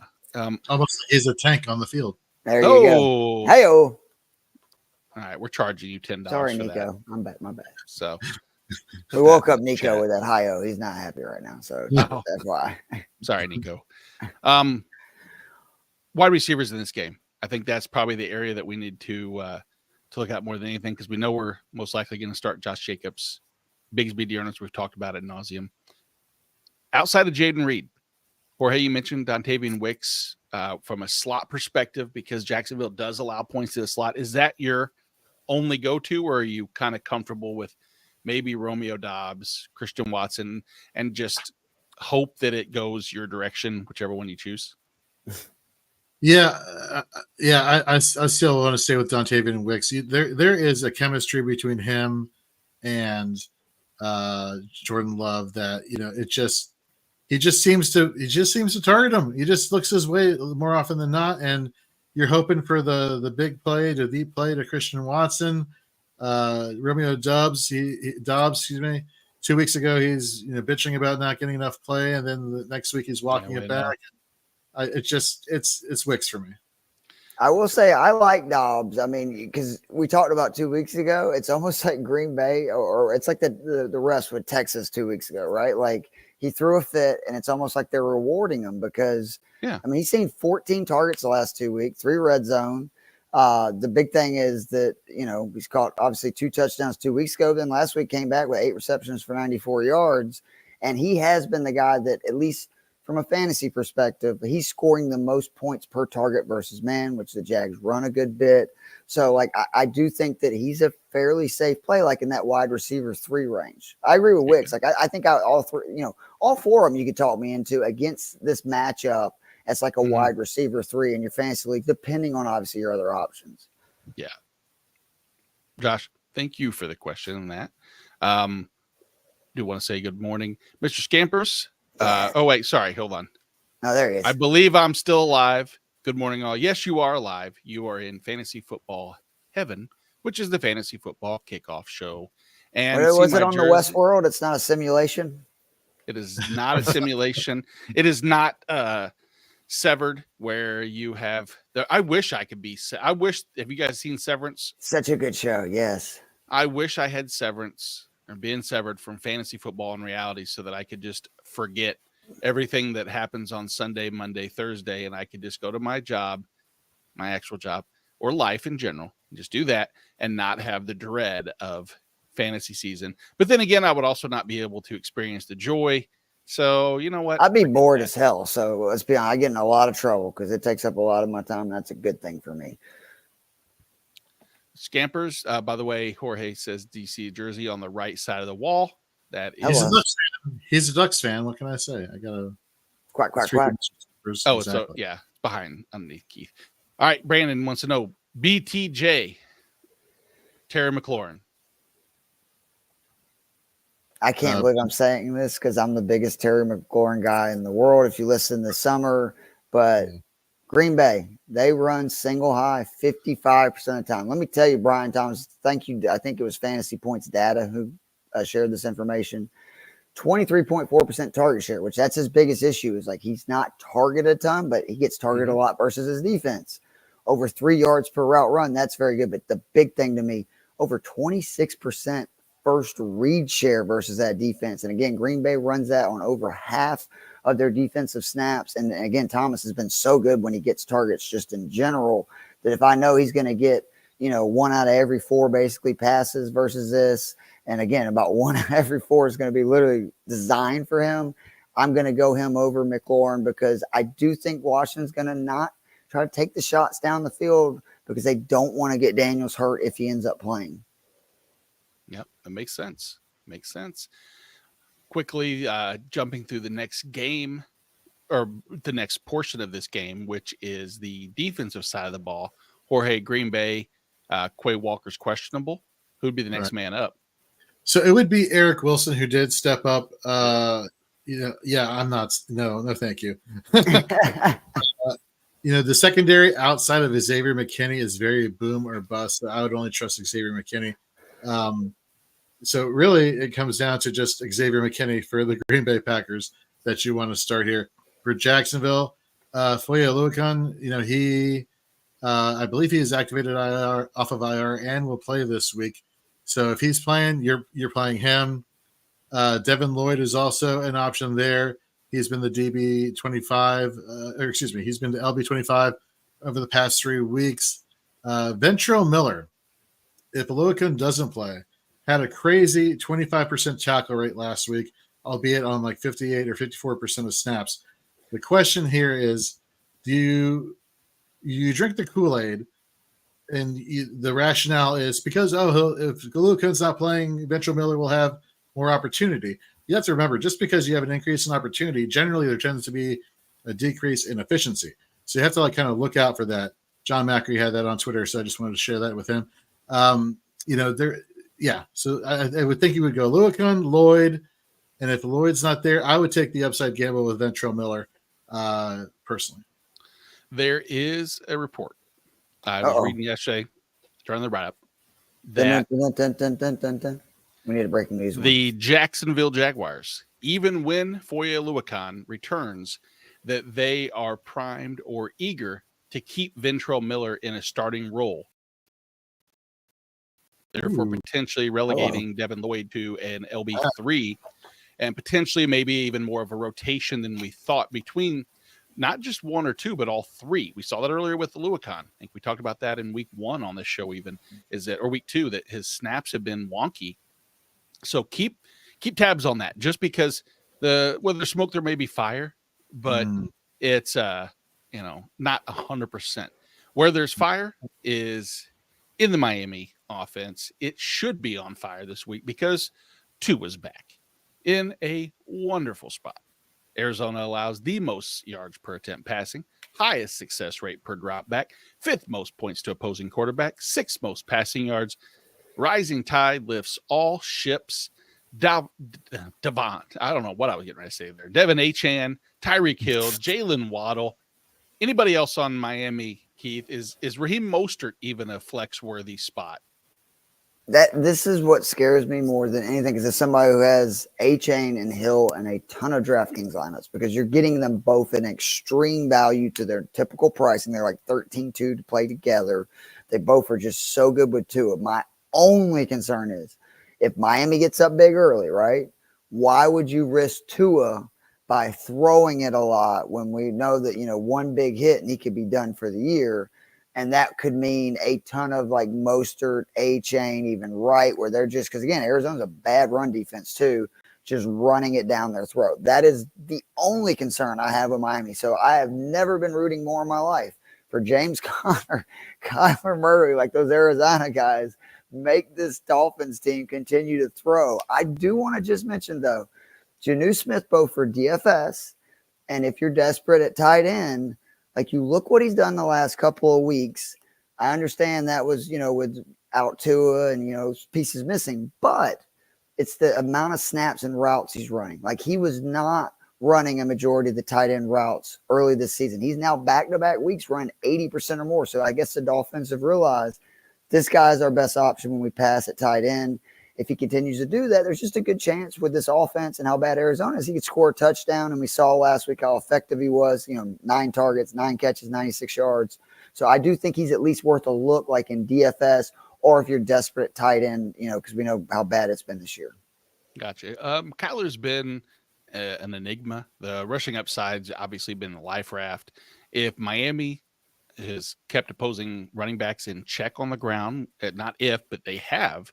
I mean, they limited Josh Allen, Will Levis, if you will consider that, Drake May, AR. I mean, limit to an extent of true huge upside that you almost need right now out of Kyler, because the passing game has been weird.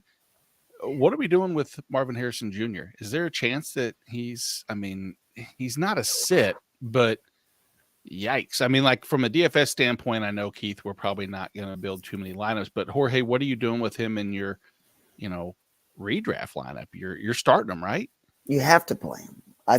And how can you not?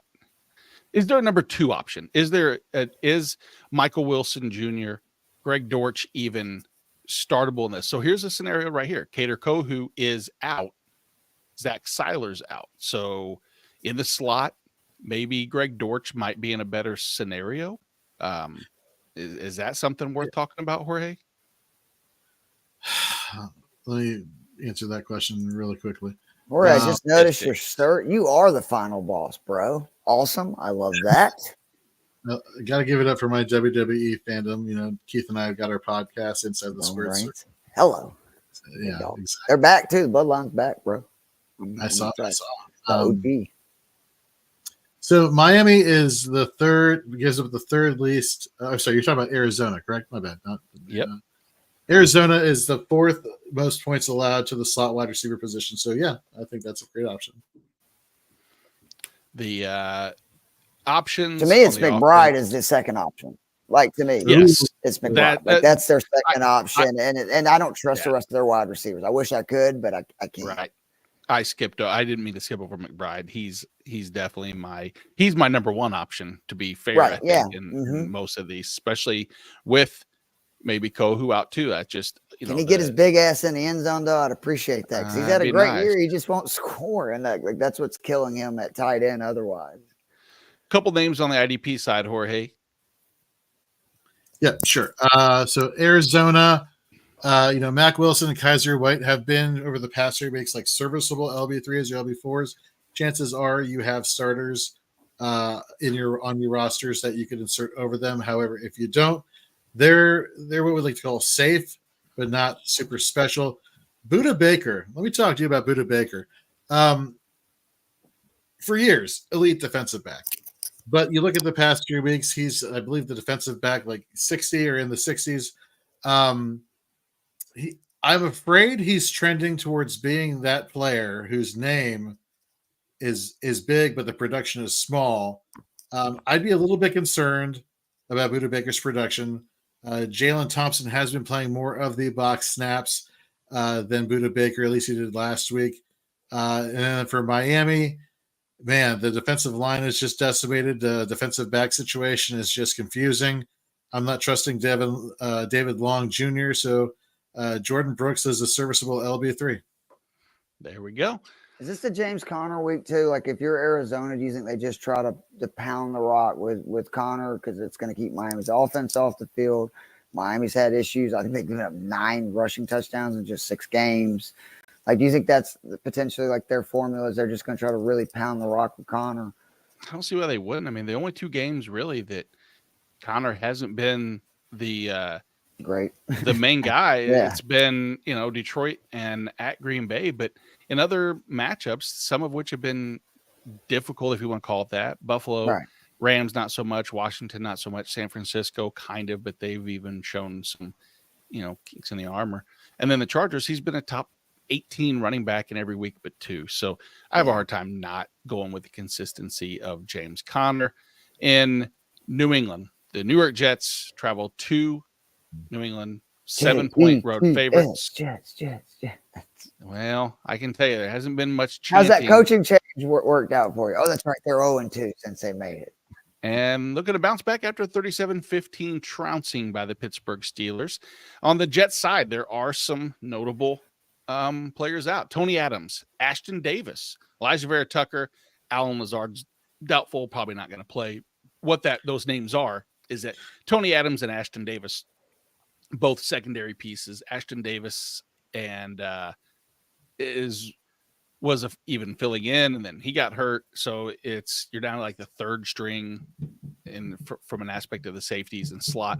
Elijah Vera Tucker, offensive lineman, is out. And then on the New England side, Jalen Polk is out. Keon White is questionable, has been banged up all week. But the return to the field, guys, Hassan Reddick. Jorge, this is more of an IDP question here. Oh, I forgot he's coming back this week, right? Yeah. Well, yeah. In what role, Jorge? Oh, see that is the key here, and I think Lucy here, Charlene has a. Here we go. Let me pull up her question real quickly.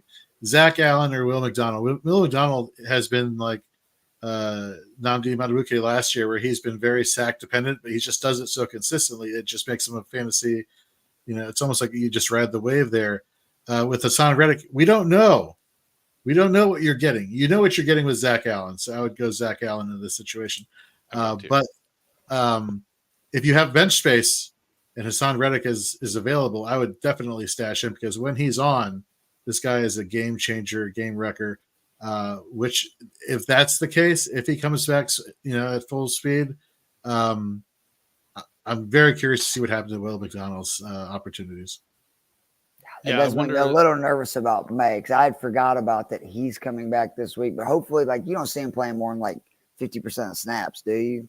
No, I probably didn't even next week. I mean, I think that he's got to ramp up. Can be a rotation. Yeah. forgive me without looking it up, Jorge. Jermaine Johnson, was he IR'd or what am I? No, he's not. I did not see that he's on IR. I don't know. I'm saying like for some reason my head is just not remembering if he like what's going on with him because he didn't play last week. Yeah. No, he played last week. It was CJ Mosley who came in limited snaps, but I'm sorry, who did you say? Sherwood? No, the pass rusher, Jermaine Johnson. No, yeah. That's what he said, yeah, from Florida State, right? Yeah. Okay, sorry. Yeah. Sorry. Not Jamie and Sherwood. Okay, yeah. That's where I was confused. With Hassan Reddick coming back, I think you're running into a situation where the same problem that you were having with the Jets last year, which is you have a 3-man rotation at edge. Who's going to be the hot hand this week? I'm kind of concerned as far as trusting any Jets defensive lineman this week. Okay, Jermaine Johnson tore his Achilles, so yes, IR, unless he's a freak and can play on one foot. Which means what I was getting at and alluding to is that if he's back, if he wasn't on the IR, then there could be a potential rotation between those three early on. But that's not the case. I do expect Reddick to reprise a heavier role without the competition there.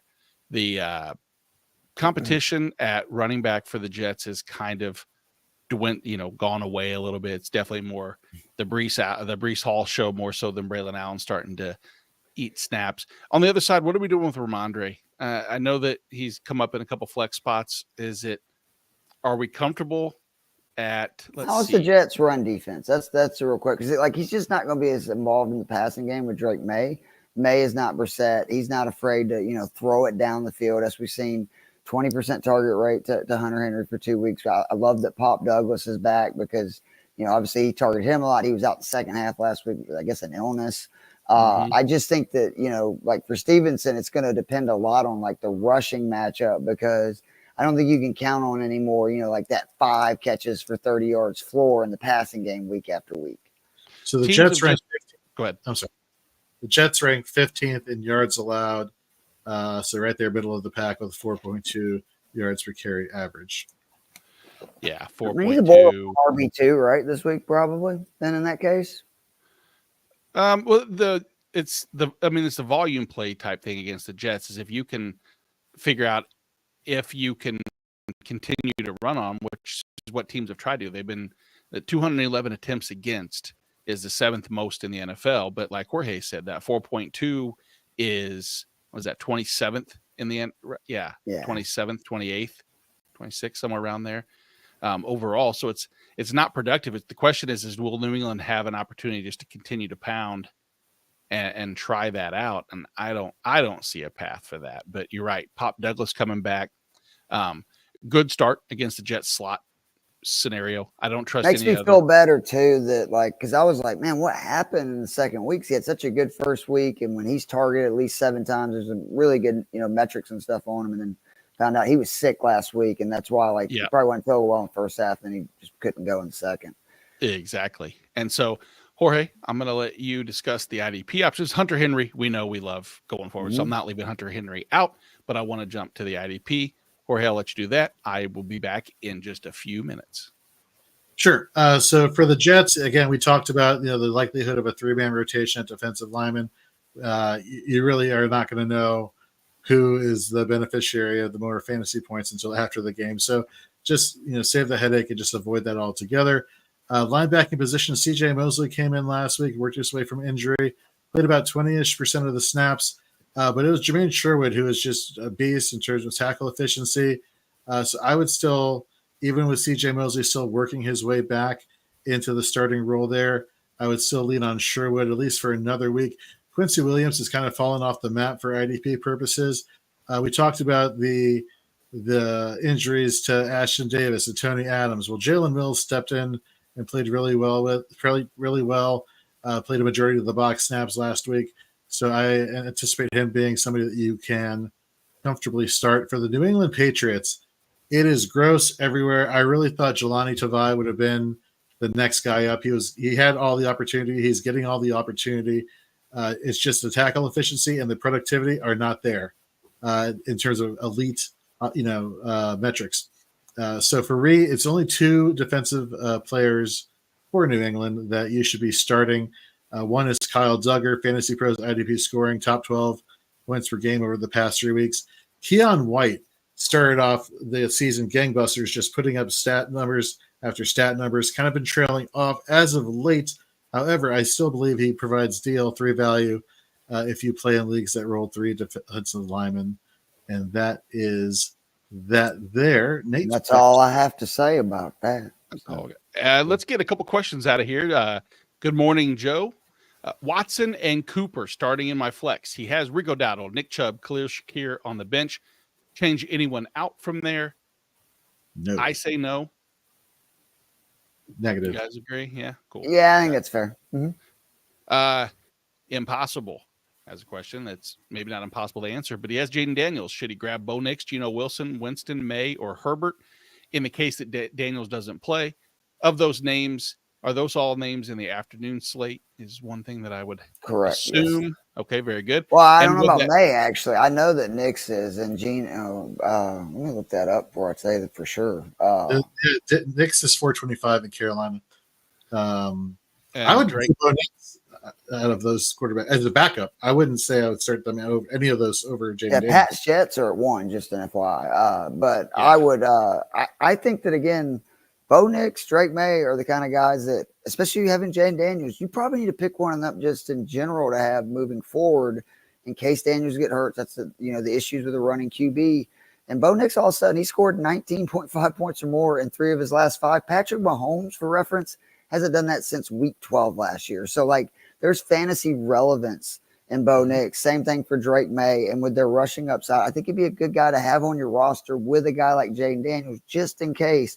So you're not then, picking between the rest of those scrubs, if something happened to Daniels. There you go. He's also looking for one wide receiver and one flex. Zay, JSN, Michael Pittman, Christian Kirk, Ricky Pearsall, Chuba Hubbard, Chase Brown, Austin Eckler, Tyrone Tracy. Start with the wide receivers. Is it Zay here?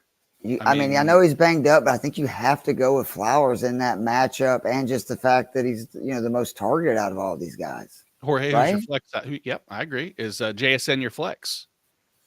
Man, the defense for Buffalo is just really beat up right now. Taron Johnson, I think, is still questionable for this matchup here.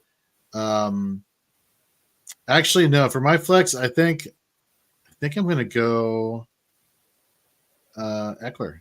To be honest with you, I think this is an opportunity where they need to. I understand Brian Robinson can catch passes out of the backfield. He's showing that currently, but I think they're going to have to rely on dumping the ball off to Eckler. They don't want Jaden Daniels standing back there and getting nailed every single play. So I think he's the safe out here.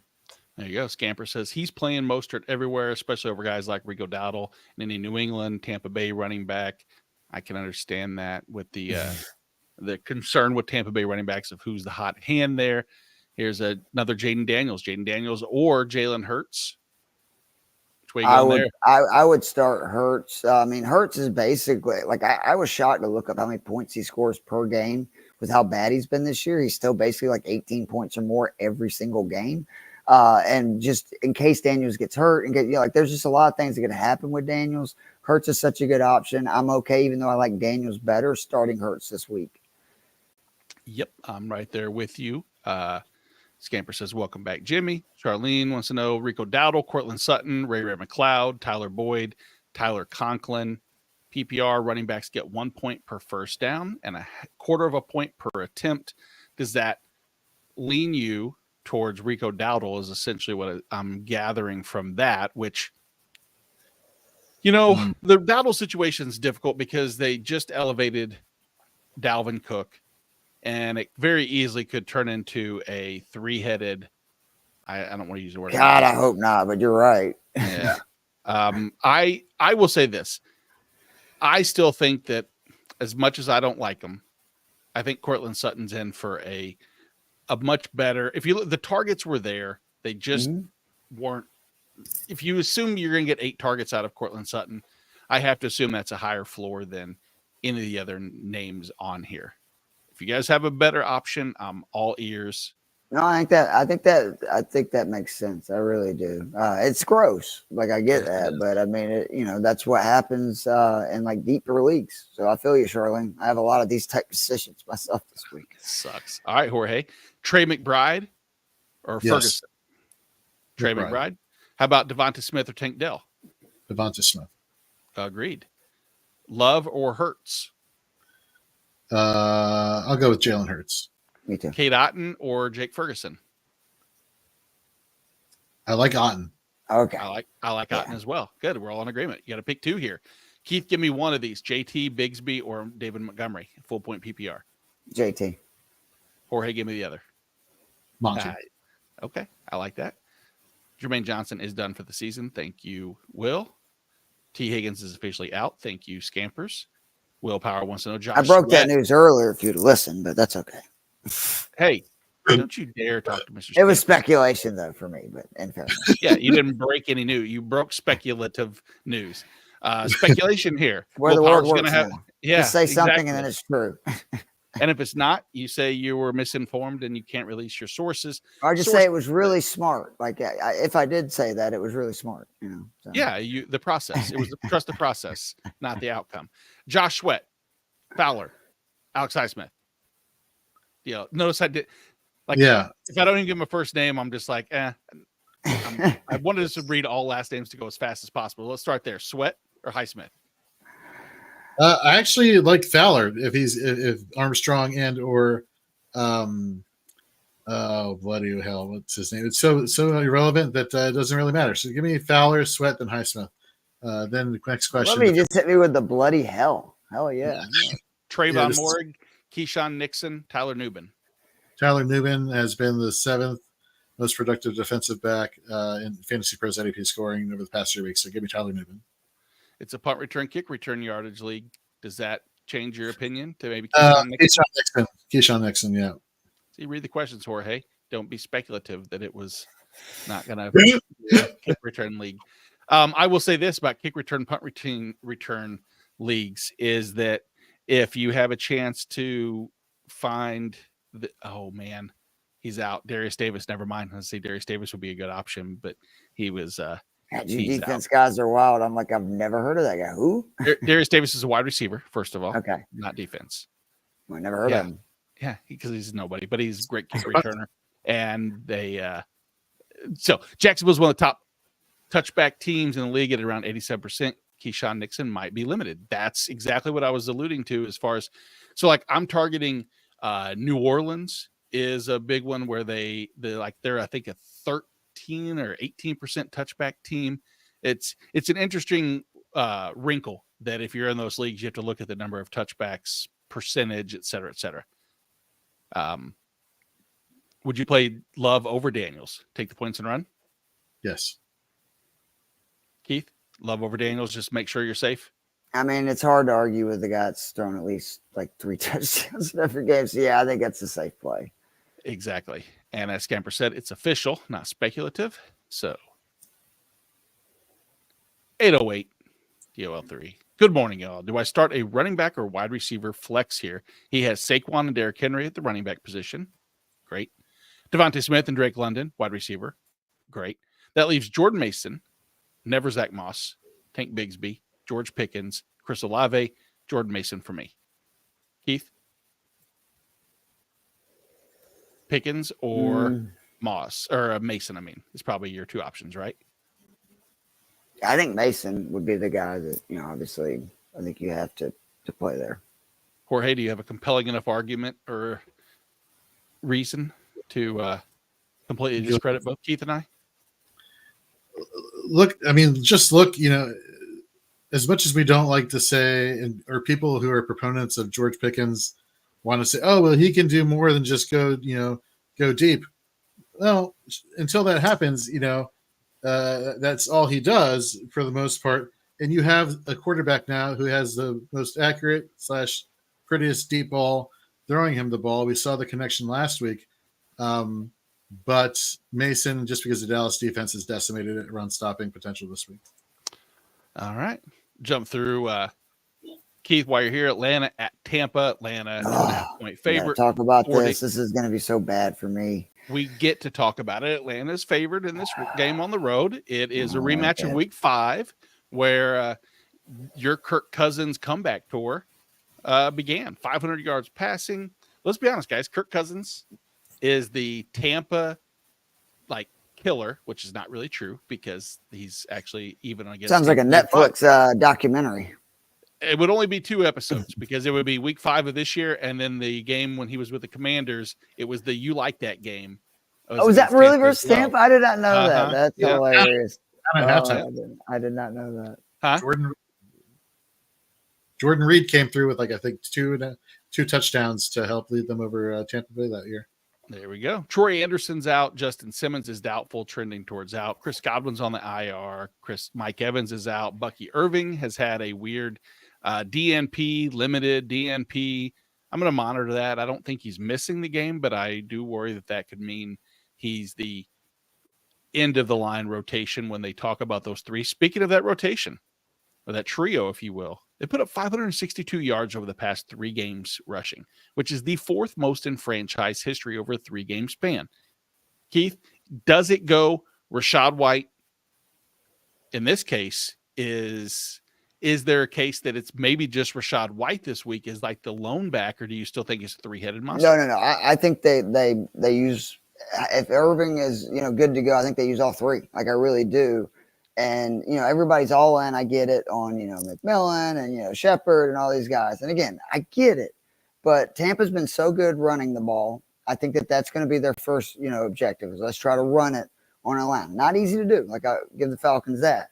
The bigger issue is all those guys are good pass catching backs. And I know everybody's thinking, all these passes are going to go to McMillan and Shepard and Palmer. And I actually think it's going to be Otten and those backs that see the biggest increase. And Rachaad White, I know he's been gross this year, but if you have him in a PPR league, I really like Rachaad White this week. I think that it would not surprise me at all if he catches 6-7 passes.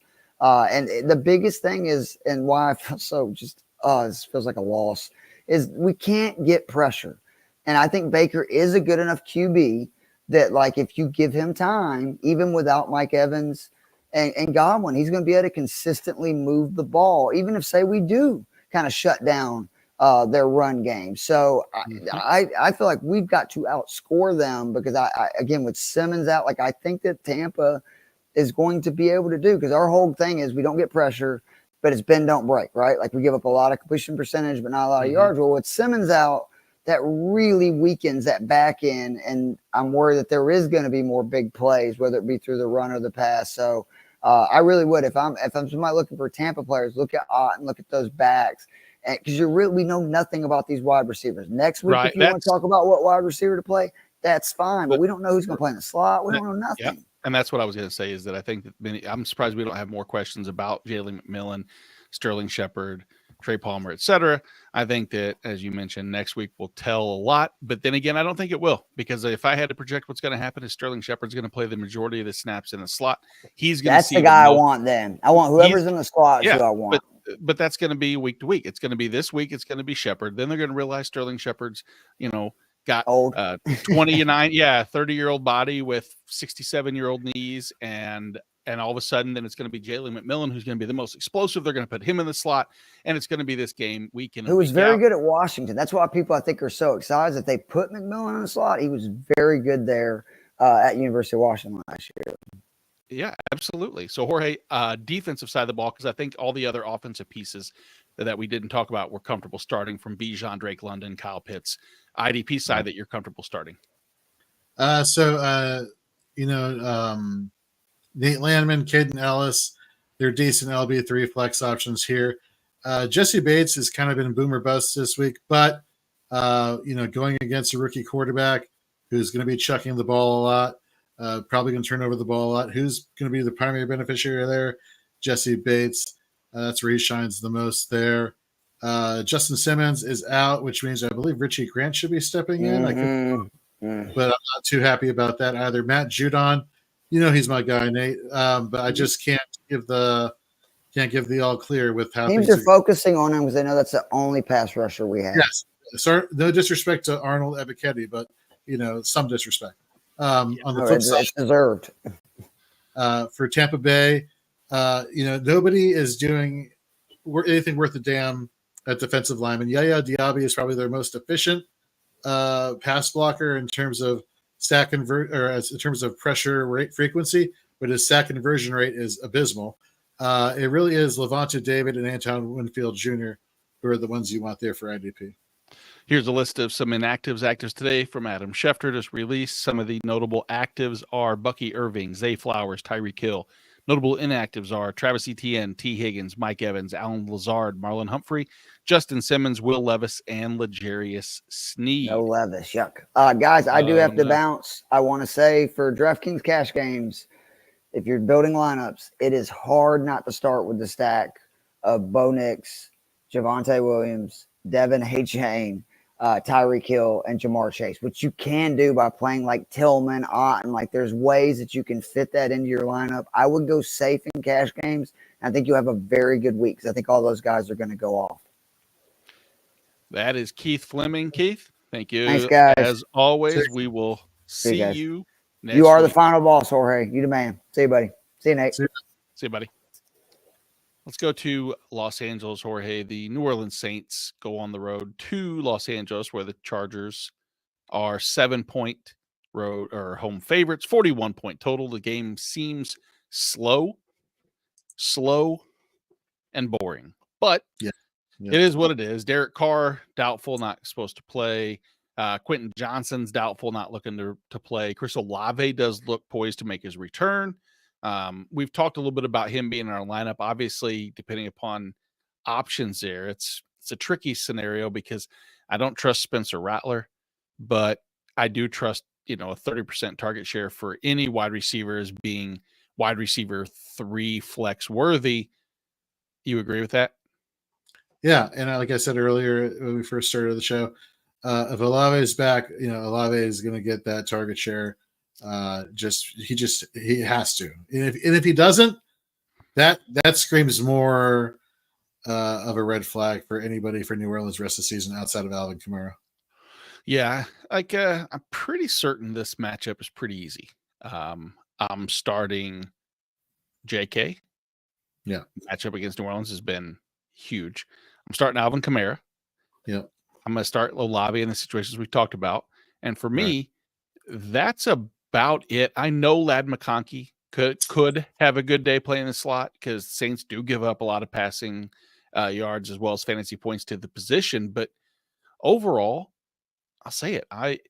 Ladd McConkey, I know maybe he's battling through an injury. I just don't think he's 100% healthy. And I mean, he's had 2 weeks where he's been inside the top 20, and he's had 4 weeks where he's been outside, or 3 weeks where he's been outside really the top 50.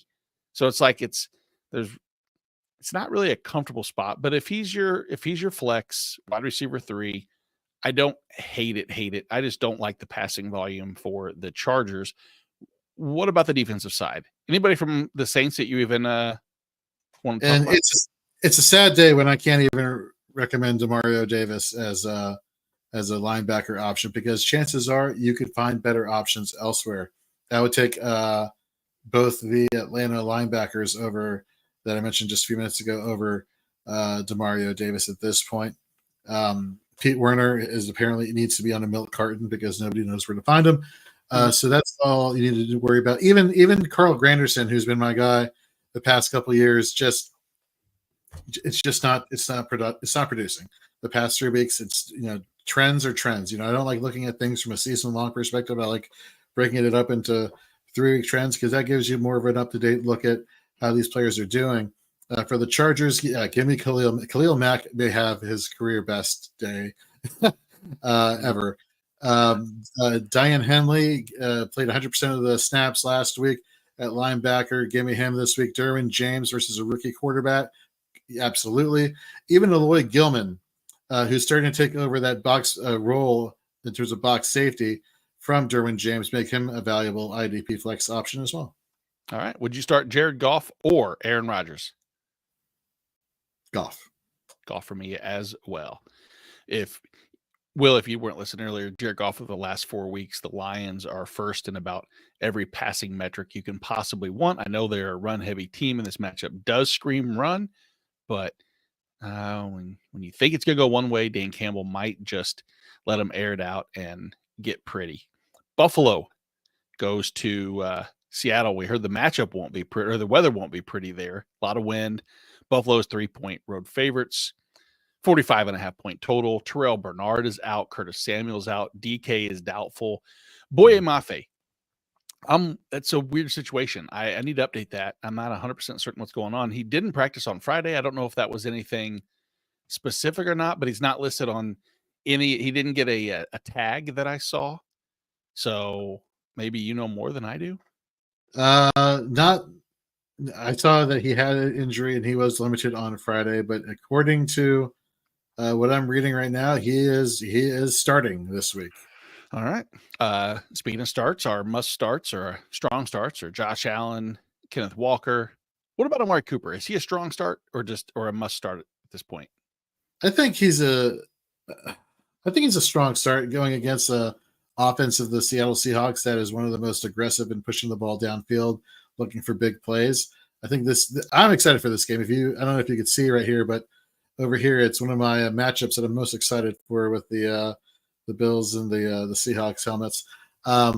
So yeah, I think it's a good play. By the way, did you notice last week I was talking about how his first game with the Cowboys, the only catch he had was a touchdown, and then last week the same thing with the Bills? Unreal.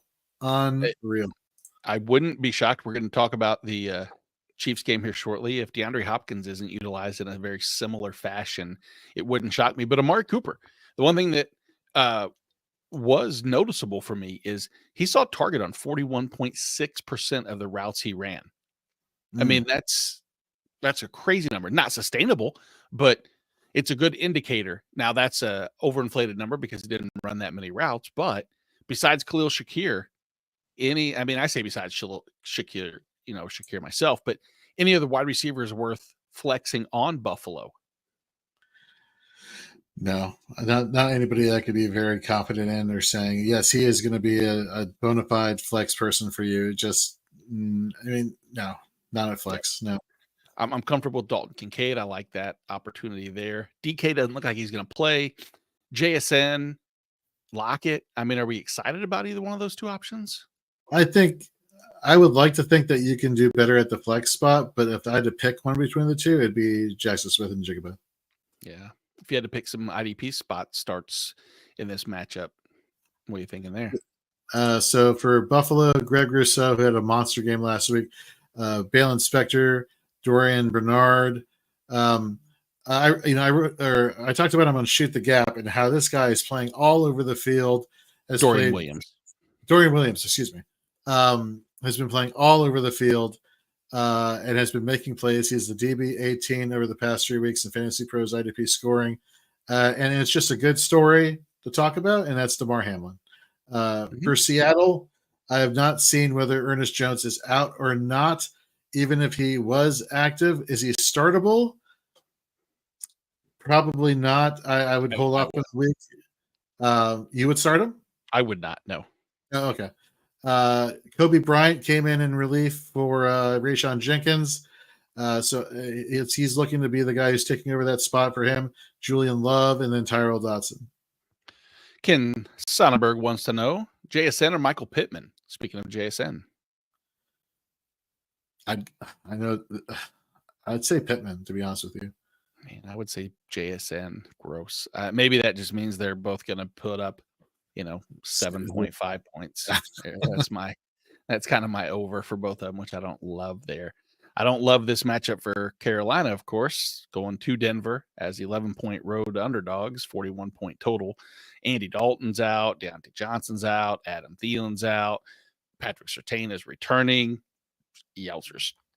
This is supposed to be the redemption get-right game for Bryce Young if he ever wants to see a starting role, because it's not like he's earned the role back. It's Andy Dalton got hurt in a car accident, and he's the backup. Right. He'll probably go back to being the backup. But will Chuba Hubbard be a backup on your fantasy team who's been a top 24 running back for 5 straight weeks? But Does the inclusion of maybe Jonathan Brooks, does the matchup against Denver mean you want to actually go as far as sitting Chuba Hubbard? I could have swore I saw something at midnight from a Schefter report that Brooks is out this week. I need to confirm that. But even if he wasn't, I'd still roll Chuba Hubbard out there as a flex option at running back. Look into that real quickly. We're talking about Jonathan Brooks. Yes. Yeah, I'd be interested to hear that too, because I don't know if I saw the same thing and I proactively took him out of my he's not in my lineups, but in my rankings anyway. He is out. He is out. Okay. I apologize for that. So it's still, that does change things, but does it change it enough that if him being, I guess the comfort level, the temperature gauge for Chuba against this Denver defense?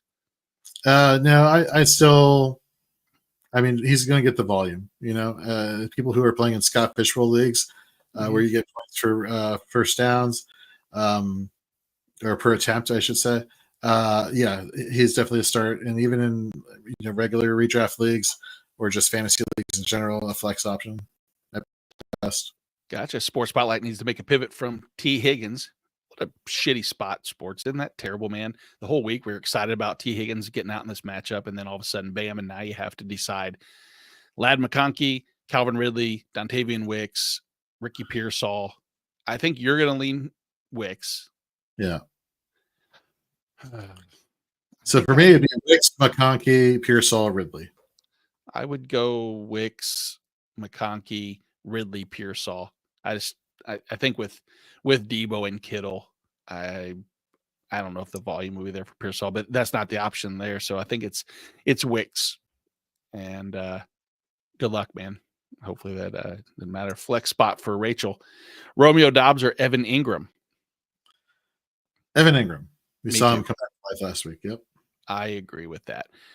Carolina, Denver. Talked about Chuba. I'm not trusting other players in Carolina. I don't care. I'm going to move along. We're going to go to Denver's side.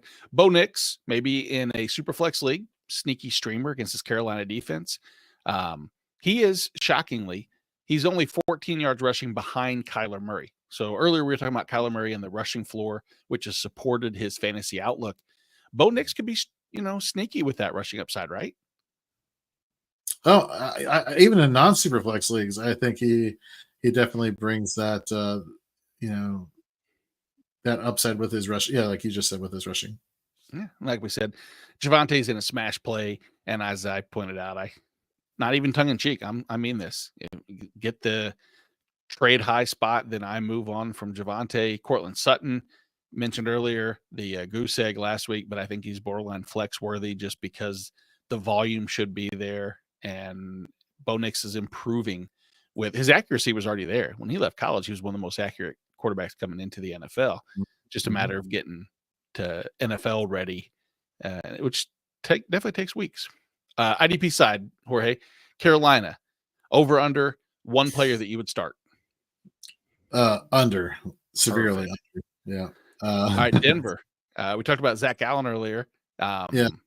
Brandon Jones, and then honestly, I can't quit him. I faded him last week, and he just put up a 30-burger.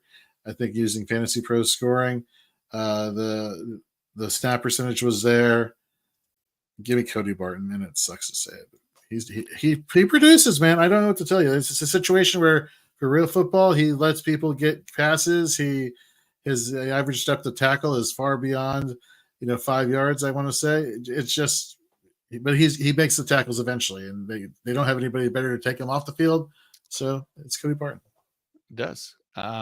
It's unfortunate, but it is what it is. The next game, of course, my Kansas City Chiefs go to Las Vegas. Chiefs 9.5-point road favorites, 41.5-point total. Two little fun facts. Number one, this is the first road team ever favored by more than 7 points, according to. I didn't write down who it's according to somebody, not me, but I did read and regurgitate, and it has been 307 days since the last Chiefs loss, which was on Christmas against this Las Vegas Raiders team. And as you said earlier, the Kermit doll, will that ignite a little bit of Mahomes into the QB1 conversation? 1 second, and I will present to you. This is what is going to ignite. Ooh. That is in training camp this year.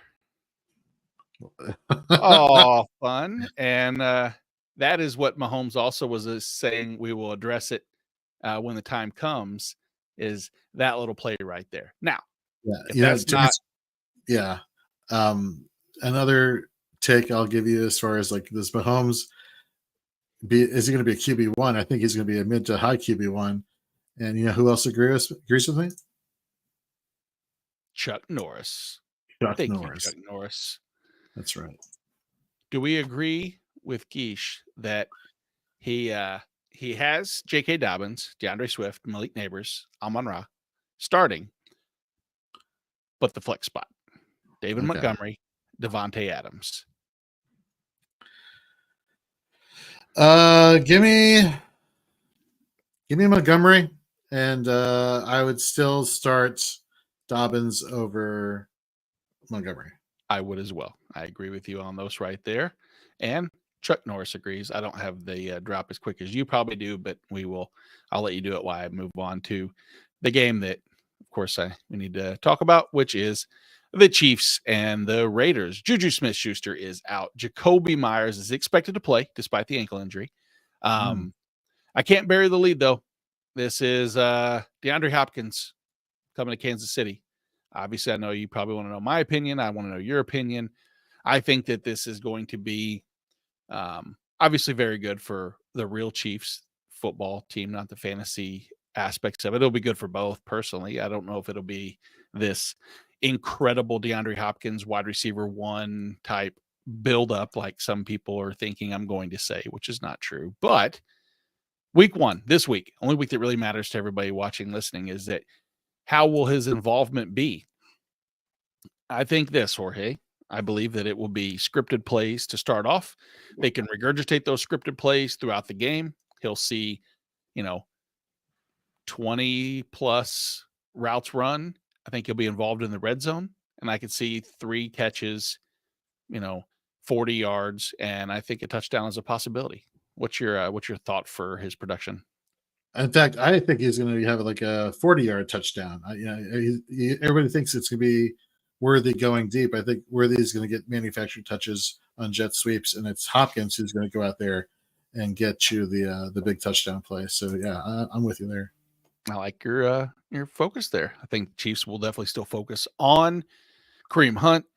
Brock Bowers will be a focus of the Kansas City defense. Do you think this is a possibility, DFS? I was going to ask Keith this earlier just because I think that it's one of those, $2,000, $3,000 options. Similar to week 1, if they do hyper-focus Brock Bowers, eliminate him, do the Raiders then try to insert Michael Mayer a little bit more and potentially see funnels, a pass funnel to him more so than anybody else? I wouldn't play him in a regular league, but maybe if you had to in a DFS, would that be a dart though worth exploring? I get trying to be original. I would have a hard time inserting Michael Mayer into my lineup, in any lineup, to be honest with you. Oh, I would too. I don't know realistically if we look back when the last time he saw more than, let's see, last week he he didn't even play really any snaps. Yeah, I'm trying to be original. That's great. Dynamite. Here's some Brian. Yeah. What the hell, man? I try to get creative, and I should do the stats to back up my creativity real quick. But I'll digress and move to the IDP side of things, where Max Crosby looks to be fine. Ankle injury had bothered him, but I think he's going to play. And he hates the Chiefs. I would never not start Max Crosby against anybody. But who else would you start? Robert Spillane has been playing really well at linebacker. He started off, I want to say top 12. He's kind of trailed off a little bit the past 3 weeks, but I still think he's definitely viable for the Chiefs. I get for real football, Chris Jones. I get it, Karlaftis. but for fantasy, it just hasn't been there. The only one who's been, I want to say, in the top 30 in terms of fantasy points scored has been Justin Reed. And for IDP, that's kind of all I'm thinking about for Kansas City.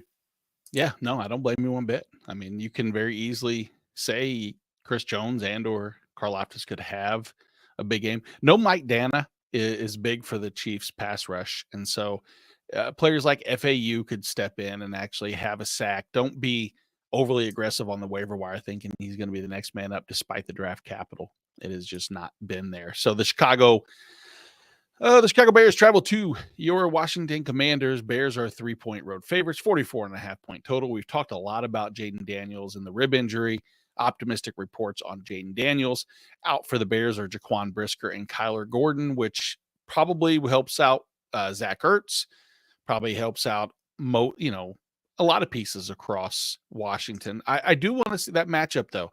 Outside perimeter receivers against the Bears outside corners. Does that temper expectations just a little bit for Jaden Reed's passing volume? And are you still comfortable with just his rush upside? His rushing upside is going to bail him out. And unfortunately, I would be petrified if that would be the case. I think if anything, this is going to be, like Keith was saying earlier, very run-oriented offense for Washington, with occasional sprinkles of passes to Zacchaeus and Ertz, mixed in there with the primary target focus of Terry McLaurin, who I think is still one of the more matchup-proof wide receivers in the NFL. Yep, love Terry McLaurin. F1 for everybody listening. There you go. Thank you. Stand out there. Brian Robinson, top 24 running back in every game. Nothing to see here. Swift has been top 10 in 3 straight. Nothing to see there. Terry and no matter what, Jaden in or out, still F1.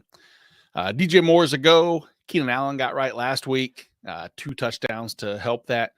Roma Dunze's been absent again, though. Or is there any scenario where you see Roma Dunze entering any one of your lineups?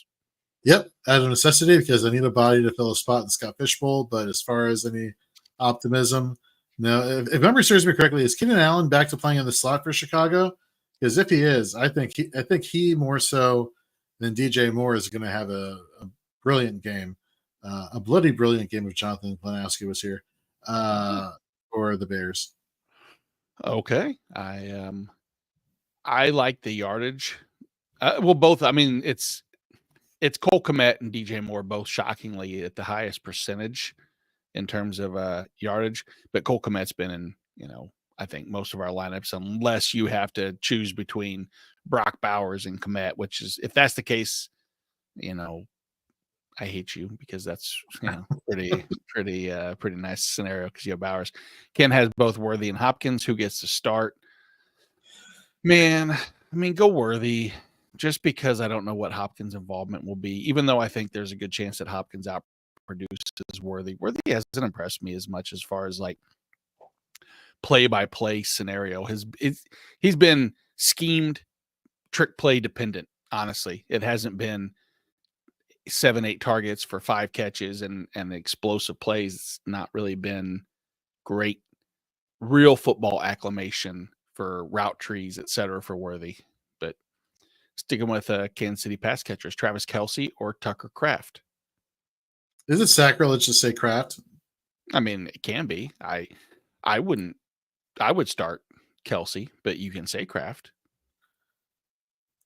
Yeah. No, I'm going to go Kelce. No, there's nothing wrong with that. It's just, if you look at like, you're hoping for Kelce to have a Kelce game, right? And there have been more often than not situations like that this year. That being the case, I think the Chiefs just pour it all on the field and just utterly annihilate the Raiders, and Kelce's going to be a big part of that. Yeah. I mean, even despite everything, Tucker Kraft has 14% target share to Kelce's 21, 22. Yard percentage is like 17% to Tucker Kraft's, was he 14, 15%? There's just a lot of reasons why, as much as I like Tucker Kraft a lot, I'm not going to get that cute quite yet, even though it's disappointing. Start Debo versus the Cowboys or Brian Robinson versus the Bears. Debo. I'm ready. I'm all on board the Debo train. I am too. I really think that's close.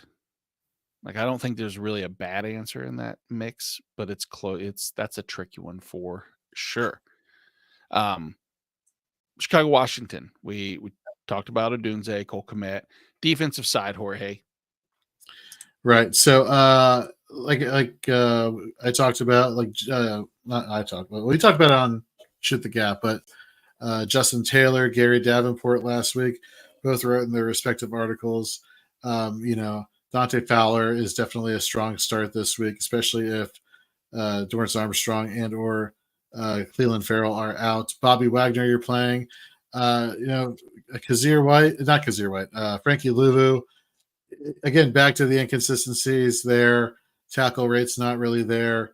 Or at least it's gone down a lot. So it's really Bobby Wagner there, as well as Dante Fowler. For Chicago, the Washington offensive line has been playing actually really well. Now, of course, a mobile quarterback can cover up a lot of deficiencies there. But that being the case, I mean, Montez Sweat, he's going to get a sack. It's just because narrative. No stats, nothing. Narrative. Stats, Tremaine Edmonds, TJ Edwards, top 30 linebackers or top 40 linebackers, with Edmonds getting the nod there. And you mentioned Ojaquan Brisker. I think Kevin Byard is a great play this week at defensive back. All right. Charlene wants to know, thinks we touched on this earlier. Not this specific 1 versus 1. Laporta without Jameson Williams or Hunter Henry in his newfound trust with Drake May. Give me a Laporta. I'm going to say Laporta as well. I really want to lean Hunter Henry, but it's really close. Like, I have them pretty much back to back in my rankings. So not not too crazy separation between the two. Joe has one more. He said, do I ride the Baker train with no weapons or Kyler Murray versus Miami? Kyler Murray. I think so too. I'll just take the rushing upside, even though Baker's actually shown when he runs the ball, he is the most fun quarterback to watch run the ball, because he is all out to, he's going to try to juke one person out of his shoes, and then he's going to try to drop the shoulder a little bit, which is dangerous, but I've got a kick out of watching Baker run so far this season. Dallas Cowboys. Go ahead. So there's apparently nobody on the New England Patriots that I'd feel comfortable outside of Keon White, because Kyle Duggar has been labeled out for this game at defensive back. So get him out of your lineups, folks. There you go. All right. Dallas at San Francisco. San Francisco 4.5-point home favorites, 47-point total. Micah Parsons out. Juwan Jennings is out. Kicker teams, Moody's out. Eric Kendricks has been limited all week with his shoulder. Debo and Kittle both limited, but trending towards playing. Must start CeeDee Lamb. Jordan Mason now we discussed, with both Debo and Kittle playing. Both of those two are strong starts. Per Jamie Eisenberg, Dak Prescott, after a bye with Dallas, has averaged 28 fantasy points per game. Jorge, does that little nugget of information give you more optimism in a Dak start this week against San Francisco, once considered very formidable defense? Yeah. It's a great story. But I want to dive into how balanced was that offense with a running game and a passing game, because if it's just all passing and you get some inefficiencies from the Cowboys running game, I don't think it's going to be a Dak going off game. If anything, I think this is actually going to be a closer game in the beginning, just with them feeling each other out, with San Francisco eventually pulling away here in the second half of the game. There you go. Just saw that Quay Walker is out and Jerome Baker is out, just in case that Ernest Jones not out though. Or let me double check here. Let me make sure I'm not speaking. Ernest Jones, the linebacker, got traded to Seattle. Yeah, we just put him up here. While you do that, you got it. No, keep going. Say, we talked earlier a little bit about Rico Dowdle. He has 2 top 24 weeks, but with Dalvin Cook elevated, I think we said this kind of turns into a nasty 3-way, not the good kind, the really bad kind that no one wants to be part of. That's no one wants anything to do with those. But choices are made in that conversation topic. Exactly. Debo, Kittle, as we said, Jennings is out. Ricky Pearsall may be in a super pinch.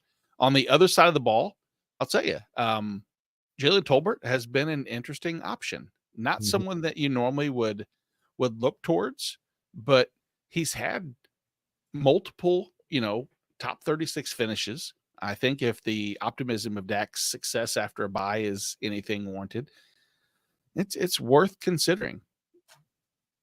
Jorge, IDP, what you were going to say? No, I was going to just co-sign everything you just said. I think he is the legitimate number 2 wide receiver now for Dallas, and he should get into this game if they were smart. On the defensive side of the ball, with no Micah Parsons, Eric Kendricks banged up, is it your DeMarvion Overshown week or? Yep. Him and Donovan Wilson are the only 2 Cowboys defensive players I feel comfortable starting this week. What about on the San Francisco side outside of Bosa and Fred Warner? Any? Nope. Okay. I can't always mispronounce his name. Diamador Lenore. Diamador Lenore. Oh, cool. Yeah, fantastic. Yeah, you got it right. He's been the defensive back 4 in Fantasy Pro scoring with a 14.9% point per game, 14.9 points per game average, rather. Past 3 weeks. That's pretty good. It's pretty good. Not bad. All right. Nicholas has a question. Half-point PPR needs 1 wide receiver, 1 flex out of Brian Robinson, Romeo Doubs, Sterling Shepard, Chris Olave, Tony Pollard, Evan Ingram, Tank Bigsby. Sorry for the long question. Not a problem whatsoever. Let's start with the wide receiver between Romeo, Sterling Shepard, Chris Olave, and those 3, because you can't do Ingram and or Bigsby. So I go Olave. Me too. How about your flex, Romeo, or any of the other receivers, or Evan Ingram, Brian Robinson, or Tank Bigsby? So it comes down to Bigsby or Robinson. I think I'm going to go Robinson. I would too. Look at us agreeing, making it easy. We're gonna ride. We're gonna take this ship down together, or no need to break it in half. And this house divided, or a house divided will not stand type thing. We stand together. There you go. New York Jets. Jets are not the Jets. They're the Giants. They travel to Pittsburgh. 6-point favorite in Pittsburgh. Pittsburgh is at least 36.5 point total, means gross. Don't like anything to do with this matchup. Adoree Jackson's out. Brian Burns has been in limited, but no injury designation, should be good to go. Zach Frazier, offensive lineman for Pittsburgh, is out. Cordell Patterson is out. We said earlier about Najee. His last 2 weeks, RB7 and RB13 with Jaylen Warren. We'll start Najee Harris, but what are we doing with Jaylen Warren? We expect him to be up in this game. Do you have to sit Warren if you don't think the pass volume is going to be there? Yeah, I agree. Yes, I don't think there's going to be enough need to get him the ball in space. It's not like Daniel Jones and insert names are going to make it too much of a competitive game where you're going to have to need to get Warren the ball more. I think this is a Najee Harris just runs over the New York Giants type of game. And that's what I was going to say too, is that, in a game that screams run, Russ was the QB3 last week. Is there a chance that we see another top 12 performance this week, or is it going to be too run heavy to get the volume needed? I think it's going to be too run heavy. I think you saw the ceiling of Russell Wilson last week. That being said, I wouldn't be surprised if there is a little bit more scrambling from him this week, just given the fact of the offensive line woes for Pittsburgh. Yeah, no, I'm right there with you. George Pickens said deep ball plus total overall volume should be there. Is there, outside of Malik Neighbors, which, we're not even loving necessarily with their offensive line woes, but Wan'Dale, where is he going to be? Just let's say in a half-point PPR, because in full-point PPR, we're starting Wan'Dale everywhere just because of the volume. But in half-point, do you temper that just a little bit, or do you think the attention to Neighbors should help still keep a decent floor? Yeah, I do think it's going to keep a decent floor. I think Wan'Dale Robinson, even in any form of a point per reception league, He is a start for me. All right. Need you to figure out this Rubik's Cube of hate that I have. Devin Singletary, Tyrone Tracy. How's that puzzle going to play out? So you look at the linebackers, which is going to kind of tie into the IDP talk. You look at the linebackers here for Pittsburgh. Landon Roberts, gross in terms of play. Yeah, super gross. Patrick Queen, since going from Baltimore to Pittsburgh in free agency, super gross. Peyton Wilson, rookie, not gross. In fact, probably should be taking over for Landon Roberts soon. And even though Patrick Queen got the bag this offseason, Peyton Wilson may get the job if he keeps playing the way he keeps playing. So I like Tracy in this matchup. There you go. Last but not least, the defensive side of things, outside of the names that you just talked about, is there anybody else that you really would put into your lineup or tell others to do so? So again, I mentioned it earlier in the show, Azeez Ojulari going up against Broderick Jones. Jones has been giving up the most pressures with 17 and the most sacks with 6 so far this year. Just got awful.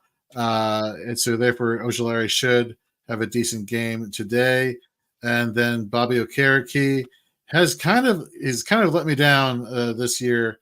I was expecting more top LB1 numbers from him, but he's somebody that you could insert to your lineup there. But for me, the one who I'm excited about the most for the Giants is rookie Tyler Nubin. This guy is a tackle monster for the New York Giants at defensive back. So if you have him as an option in your defensive back spot, definitely insert him there. You know, the one person I think that I don't mind Dexter Lawrence. Yeah, exactly. Yeah. As I say, just because the injuries across that offensive line, I just feel like those two are going to wreak some havoc. And so we've wreaked havoc on the Week 8 slate. We've touched on offense, IDP, DFS.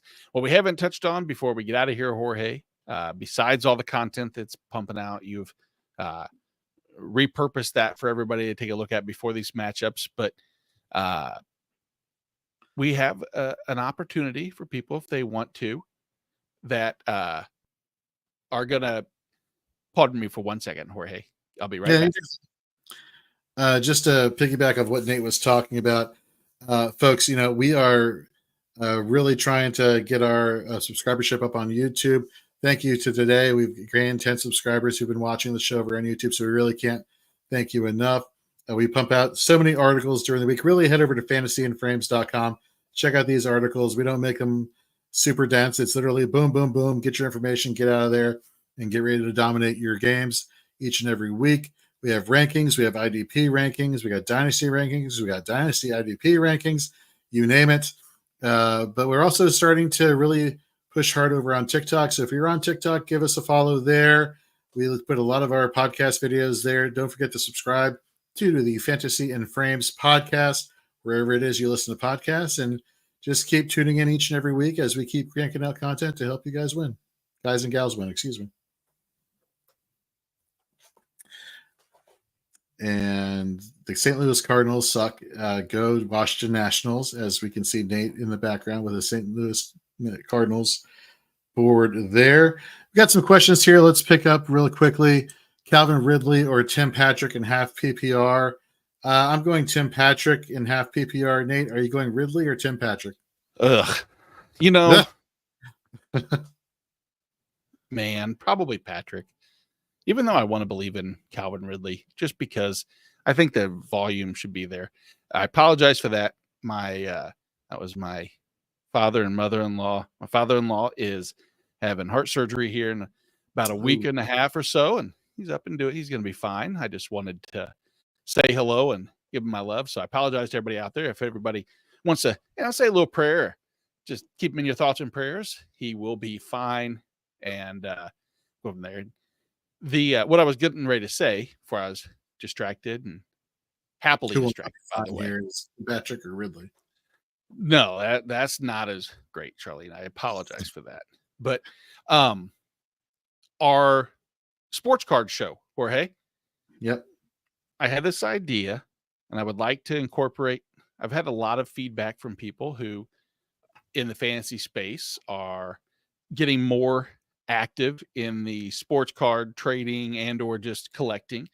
And I thought, maybe we can blend the two together. People are constantly getting onto websites and apps where they bid on cards and they're spending, thousands of dollars. I could be looking in the mirror, but then again, I'm probably not. A little less risk. I'm a little more risk averse than that, but I wanted to bring the opportunity to people that, hey, maybe you have a player that you want a card for. And the idea there that we have is we'll talk some fantasy for, a couple hours, maybe pick a night out during the week, and you guys can join us.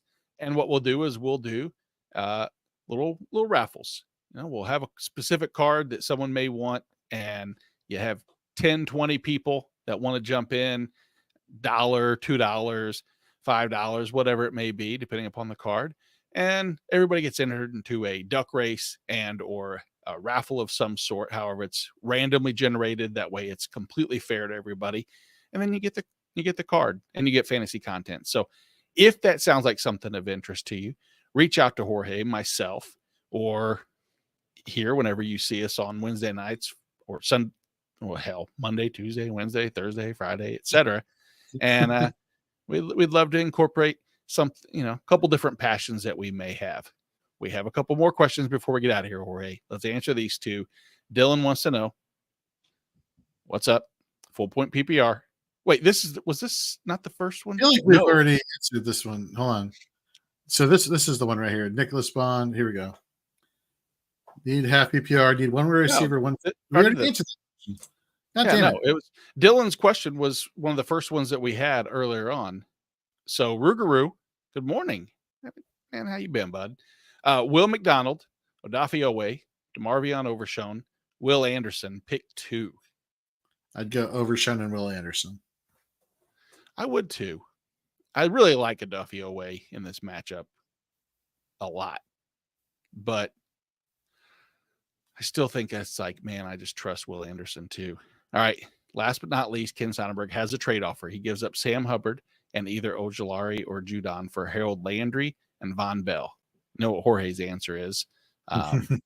Do not give up Judon. But yeah, honestly,